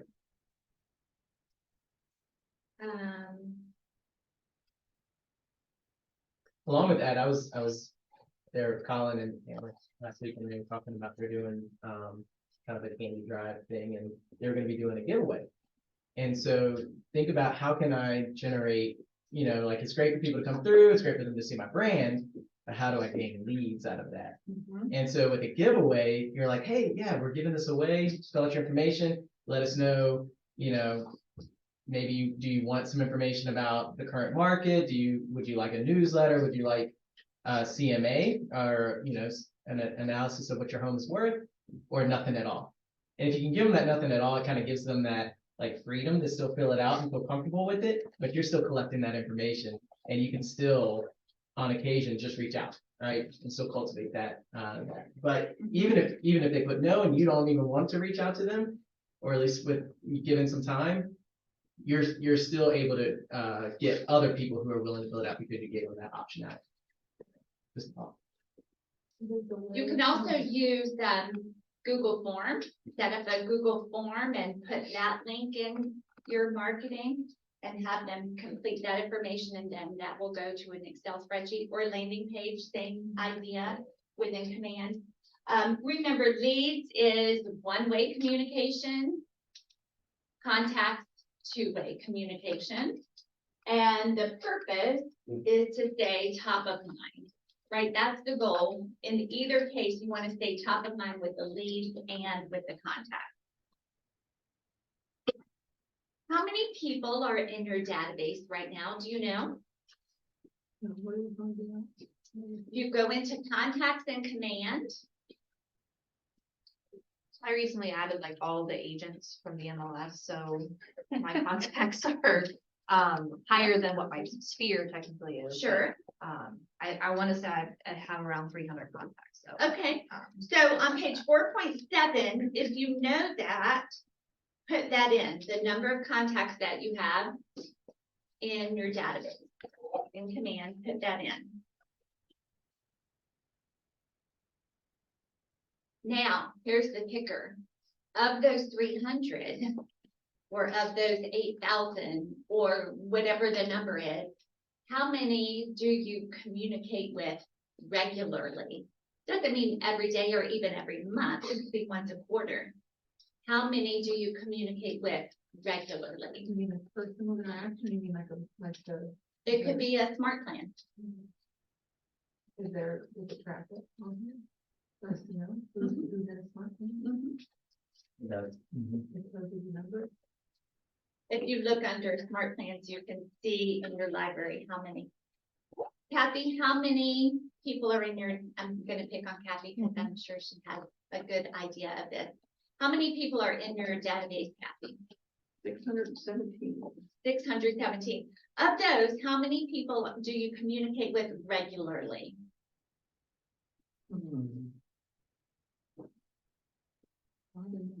Not enough. I probably, without looking at it.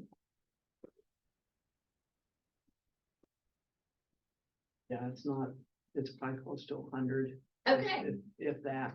okay. I try to do a quarterly newsletter that goes out twice a year. Yeah. That's good. Okay, Mhm. no slide for the next one, so we'll just leave this up. So as you think about communicating with the people in your database, you want, if you look at page 4.9, you want to think about frequency,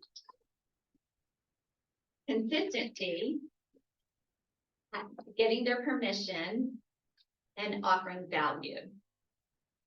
So, the goal is to have quality. I mean, it's great to have a lot of people in your database, and you also want to be sure that the people in there, you're having some kind of contact with them, because you want to stay top of mind. So if you have people in your database who just live there and you're never communicating with them at all, then they don't really count, right? So as you are adding people to your database, try to get as much information as you can without being creepy on the first encounter, right? So at least it's going to be name, email, phone number. Those are pretty easy. At some point, it is easy for you to add neighborhoods or addresses, so that then you can add neighborhoods. I found it, I only recently found a good way to get birthdays, and so in my buyer or seller presentations, then I add, okay, just may I have your birthday? Just, you don't have to ask for permission, you just ask and then you just give it to you. So then you can add them to your, go ahead. I do have a question about birthdays. So is there like, is it illegal to ask a birthday from a lender? Because they have to have their information, like they get social security number, they get all that. Because sometimes I get, like just the other day, one of my lenders sent me like a reminder email and it said, like, our mutual client, their birthday's coming up. Don't forget to wish. They have to get that anyway, you're right. So is it, like, for people in the past that you missed out on, like, so not moving forward, are you allowed to ask that, or is that like illegal? I don't know if it's illegal, I would say ask and they'll tell you if they can't. I will tell you, it's a really soft reason to do your database calls quarterly though, like those That's little true. things, it's like, makes it warmer, yeah. Hey, what, updating records, information, would love to get you details. Yeah. Just find them on Facebook.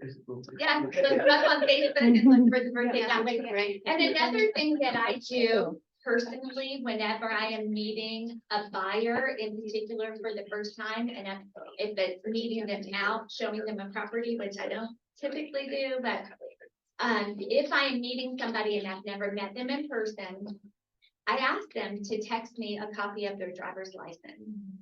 Yeah, that's good. For safety, and then I can get the birthday from that as well. Now, you can't do it for one and not do it for everybody because of fair housing. And the people that I've asked, which is everybody if I'm meeting for the first time, they are happy to do it because they understand. And if they're not, then they're not the kind of buyers I want to work with anyway, frankly, Mhm. right? So just another thing to think about. I know we've talked about met, not met, leads, contacts. How many of you get a mass email from somebody, anybody, a company, a person, or whatever, a mass email, with some regularity? Raise your hand. Do you read them? No. What do? Delete. Right? There might be a handful that you read, but mostly you're going to delete them, or worse yet, you might mark them as spam or unsubscribe. So when you think about how you want to communicate, to your database, it is helpful to think about Amazon and Netflix. When I log into Netflix, it looks totally different than when my husband logs into Netflix.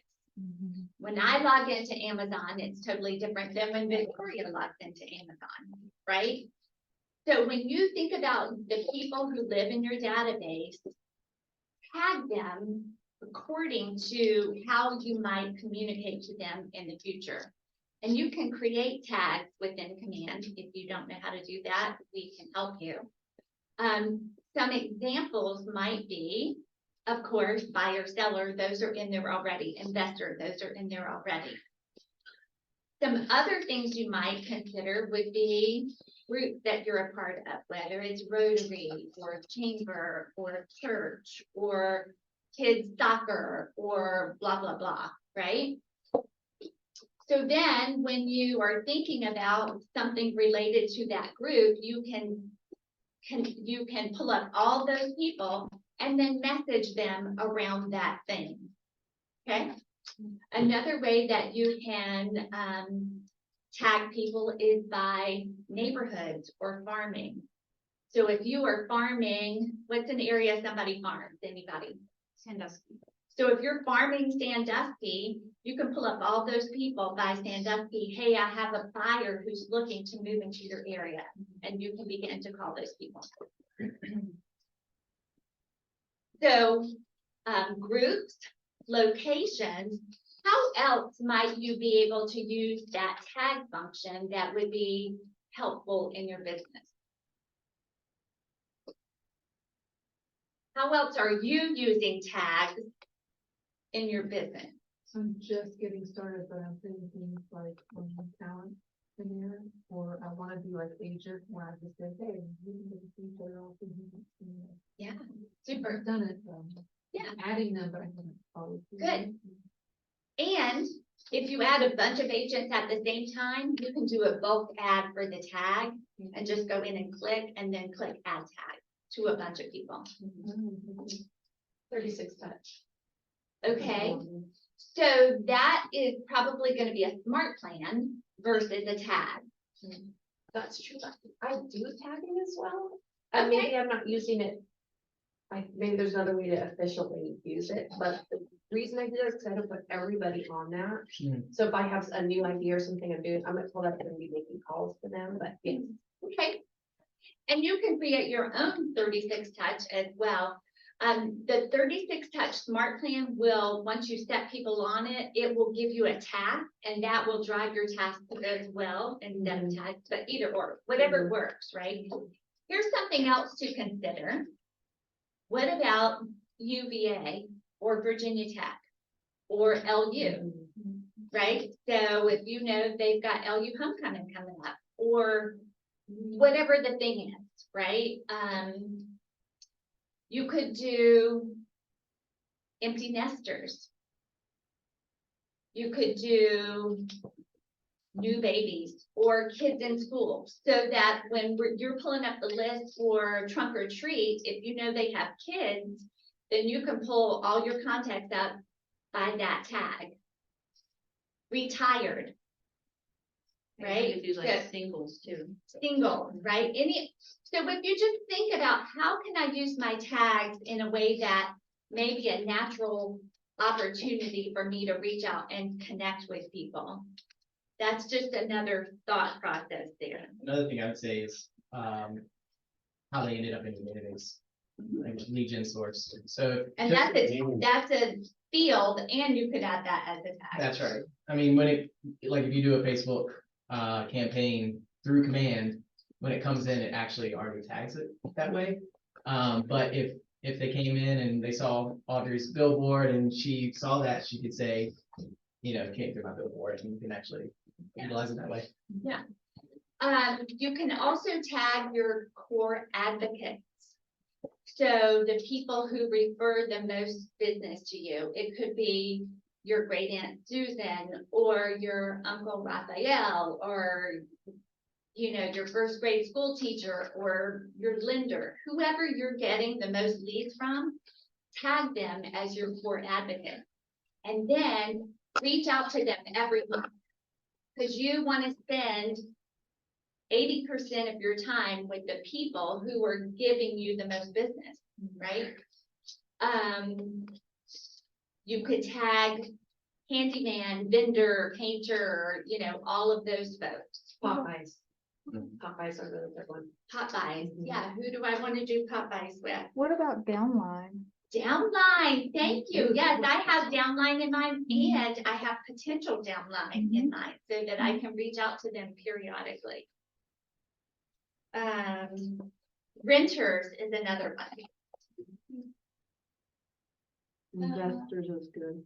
I'm sorry, Investors. investors is a tech that already exists in Command, so that's easy to do. And if you, let's say you grew up in, I don't know, Oklahoma. That was random. And you have people in Oklahoma, you can tag them Oklahoma or out of state or whatever. And then you can still reach out to those people and then connect with agents who live in that area to have referrals. Okay. And we have the DTD2. How many know what that is? To fold, you should. So the DTD2 is do the database, I don't know what the 2 is for, but anyway. And you can go in and tag your database by the DTD2 tag. And the intention of that is to help you avoid call reluctance. How many of you have people that you're like, I don't know if I really want to call that person today? And yeah, right? And sometimes there's a reason and maybe they don't need to live in your database anymore. Other times, it could just be that you just need to get over that because you pick up the phone and who knows, maybe they just needed to hear your voice that day. Maybe they have a referral for you that day, or, you know, whatever the reason is. So, you can, Zach, we can add that somewhere into, the Facebook group, but there's a list. And so like, it goes every 26 weeks, you go through or every week you go through a different one. And it might be week 1 is S and R. It's not gonna be S and R, maybe it's S and Z. And so people who have those last names, you would tag DTD2SZ, and then you would just call them. Pull that up, that's your call list for that week. Every week, 26 weeks, I guess for 13 weeks, you're gonna have a new call list, and that helps make sure that you reach everybody in your database without call reluctance. Make sense? So those are just some ways that you can tag people. Be sure to get permission. Okay, next slide. On 4.11, again, we've said this before, your database is your what? Database, and you want to stay Top of the line. top of mind, good. So in order to do that, for people who are leads, it takes 19 times often to be able to connect with a lead. So if you have a lead and you call them once and they don't respond, call again, text, send an email, send a smoke signal, whatever it is, right? Whatever your plan is, don't give up after 5 times. Don't give up after 10 times. 19 times. This is data that has been proven and researched. So don't take it personally. How many of you have wanted something, you've signed up for something and you're like, I can't answer that call right now, right? And eventually, when you're ready and everything lines up, then you'll answer the call and you'll buy the thing, right? Don't give up, okay? Saturate. This is the people who are contacts. You want to touch them 36 times throughout the year. So it might be every 2 weeks, a neighborhood nurture email about what's happening in their neighborhood. Do you know why neighborhood nurture is so important? It is Netflix and Amazon. You're not sending one mass email to everybody in your database. You are sending a very specific market about the neighborhood they're interested in. And it doesn't matter if they're not buying or selling. People still want to know what's happening with the home values where they live, right? Mhm. Another cool trick is when you're having a conversation with somebody, Crystal, I hear that you want to retire to the beach. What beach would you like to retire to? Carolina Beach, North Carolina Carolina. Beach. Mhm. That's such a great area. Do you have any particular spots at Carolina Beach you really love? A very private side. A very private side. Is that on the north side or the south side? That's on the north side. Okay, you Mhm. see where I'm going? Okay, Crystal wants to go to Carolina Beach. That's where she wants to retire. I'm gonna go into Command, search Carolina Beach, and set her up on a neighborhood nurture for Carolina Beach for a couple of neighborhoods that might be interesting to her. Right? How many of you have people that might even just be curious? Please remind me of your first name. Nathan. Nathan, where did you grow up? Oregon. What address do you remember your first address or your primary address when you were in Oregon? 70252 Hickory. Yeah. Could you set up, would you ever be curious to know what's happening in that neighborhood just for fun? Or would you ever have any interest in buying an investment property there? No, Oregon is burning to the ground. Right, example. So you see where I'm headed with that? Okay, so that is 36 touch is 4 phone calls quarterly. Do it however you want. Add them to a quarterly call plan. Add them to a DTD2. I don't know why I can't say that. 26 touches email offering some value. In regards to the neighborhood nurture, so let's say, hypothetically speaking, I may not have their actual like address. Is it strange if I just went to the county website, type in a family home address or something like a neighborhood thing like that way? I don't think so at all. On the top. Yeah. I think it's great. And if you don't have their exact neighborhood, you might just say, oh, or if you live in Boonesboro, oh, and then you might just pick 3 random neighborhoods in Boonesboro. It doesn't matter, Okay. right? Good touch. Okay. Or it could be trying to, like, it's a good touch point to say, hey, if you were to move to a different area, what areas would that be? And then you can set it on by minute. Exactly. Okay. 2 touches, in-person event, parties, get-together, something. And if you're having an event, you can use 2 touches before and the event and a touch after. Hey, Victoria, I'm having this awesome event for whom is doing this, and I'd love to see you. And then I'm gonna, a week later, text you, I hope to see you there. And then I'm gonna see you at the event. And then I'm gonna call you the week after and say, it was so great to see you. Here's a picture. We had such a great time, blah, blah, blah. Right? And then also promotional items. They said 2 for events. I think this could be a lot more. And promotional items. So you get the idea, right? 1 to submit. Do you think that having a great buyer experience, a buyer strategy session, I used to call them buyer consultations, but I learned in both that a strategy session sounds so much better. Do you think having an awesome buyer strategy session is going to be something that provides value and cements the relationship?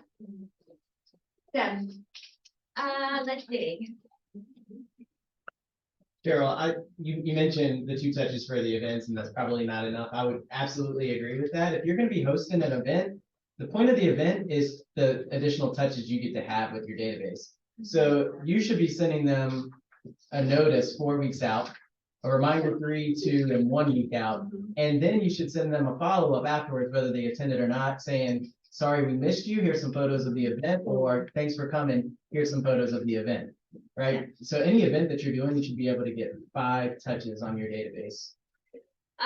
Page 4.11, you have a little block that says events, parties, get-togethers. Can you fill out a couple of events that ideas you might have for events with one or two? Put it on that paper.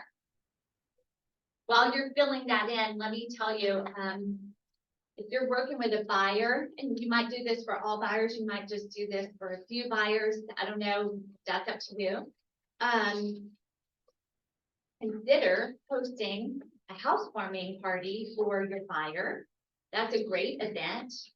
And you can use it as an opportunity to grow your database because you say to Danielle, it has been so great to work with you as a buyer, and I would be honored to throw you a housewarming party, maybe in 6 weeks or a couple of months, just to let you get settled. How does that sound? Wouldn't that be great? Oh, yeah, that'd be awesome. Yeah, super.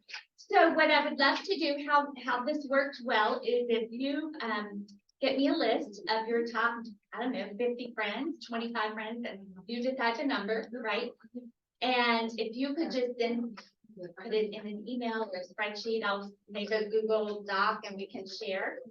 And if you'll get me their name and address and phone number and email, then I'll do a couple of things. First, we'll send an invitation so that they'll get that by mail.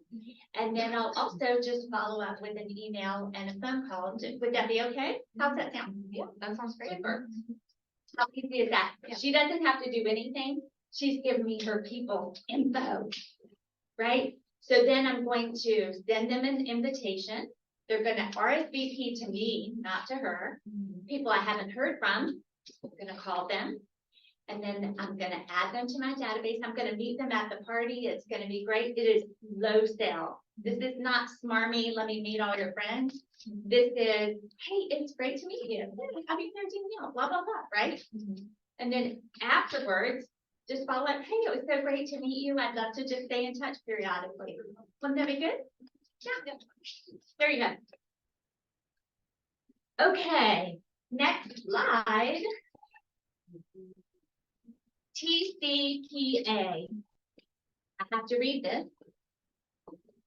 Never call or text a number on any do not call list. Do not use a dialer to call a cell phone or use or leave artificial voice or pre-recorded messages. Callers who violate do not call registry and the Telephone Consumer Protection Act face potentially catastrophic legal damages. This act covers phone calls to residential homes and mobile phones when using auto dialers or pre-recorded messages and texting. Never is never, right? So just be aware that the violations, recipients of calls that violate the TCPA can recover up to $1,500 for each violation. And in some cases, attorneys are going after like a class action suit after people, and it is hundreds of thousands of dollars. Some people think, oh, $1,500, that's not that big of a deal. But if you get part of that class action suit, it can take your business out. So always ask for permission. Database size. No slide. All right. Page 4.15. If you look at the top half of that page, it's the example of how many leads you can get based on the formula that comes from MRU, right? So if you have 500 people in your database, you multiply that times 0.06 times 0.5, and you get 15 appointments each year from the people in your database, 15 appointments. If you have 500 people, just by staying in touch with those people, right? So, you ask for, and 4% of your database gives you a referral, and you convert 50% of those people. 500 times 0.04 times 0.5 for the conversion rate is 10 appointments a year. So that's 25 appointments per year from 500 people in your database. I would just, pose to suggest as well. Always keep in mind that whoever you work, say you work with someone that's like owner occupant. And, say they sell their house and then they buy a house. Well, especially if they sold a house or they owned their house pre-2020 and they sold it, they probably have a lot of equity in it. I've actually converted some of my past buyers into investors.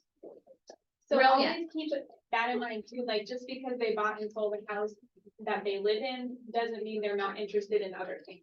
Exactly. And that's- And because we are a company that teaches wealth building for our agents, we have a terrific opportunity to teach wealth building to our clients. So I had a couple that bought a home, and in the buying process, we talked about they could afford X amount of dollars. And then in conversation, I learned and sort of, we had the conversation that just because they could afford X didn't necessarily mean they should buy X. Because if they bought R instead of X, then in the future, in 2 or 3 years, they could buy X and keep R, right? And then start gaining some passive income through rental property. So great point, Audrey.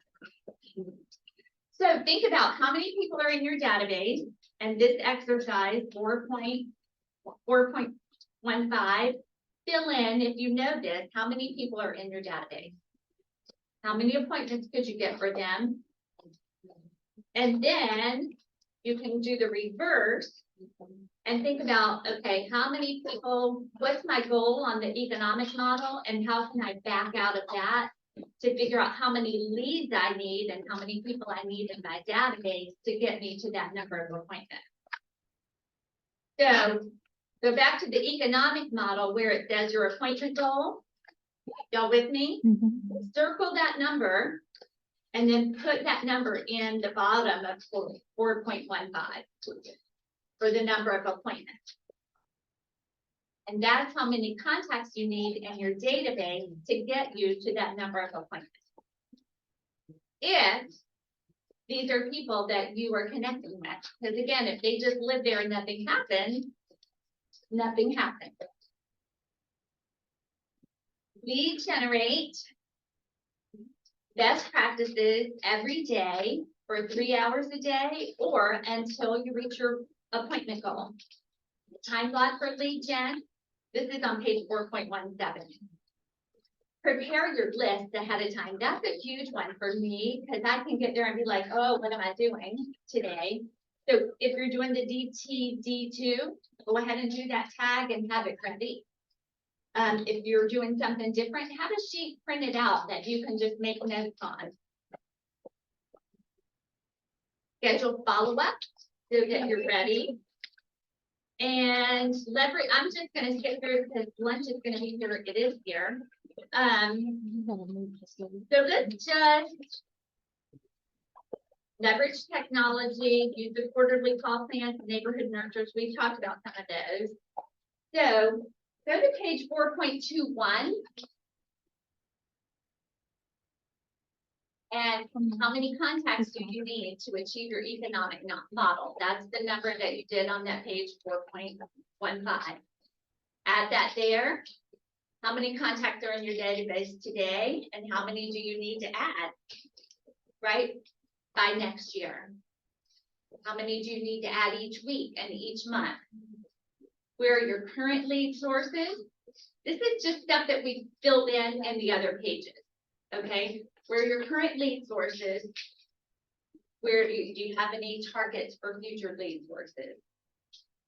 How many calls daily? The touch campaigns, things like that. The reason I want you to do that is because on page 4.23, this is your 411. This is your business plan that you're building out for next year. And you've already added your income goal. You're gonna add your contact in. Do y'all have the red right there? Blank contact in database. Take a minute and fill this in.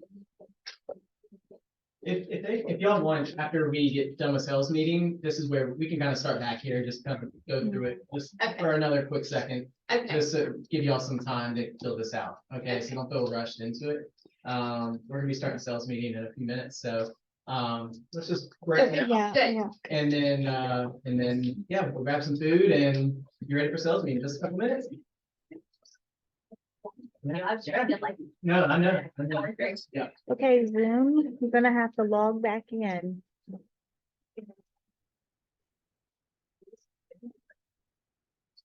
Okay. Okay.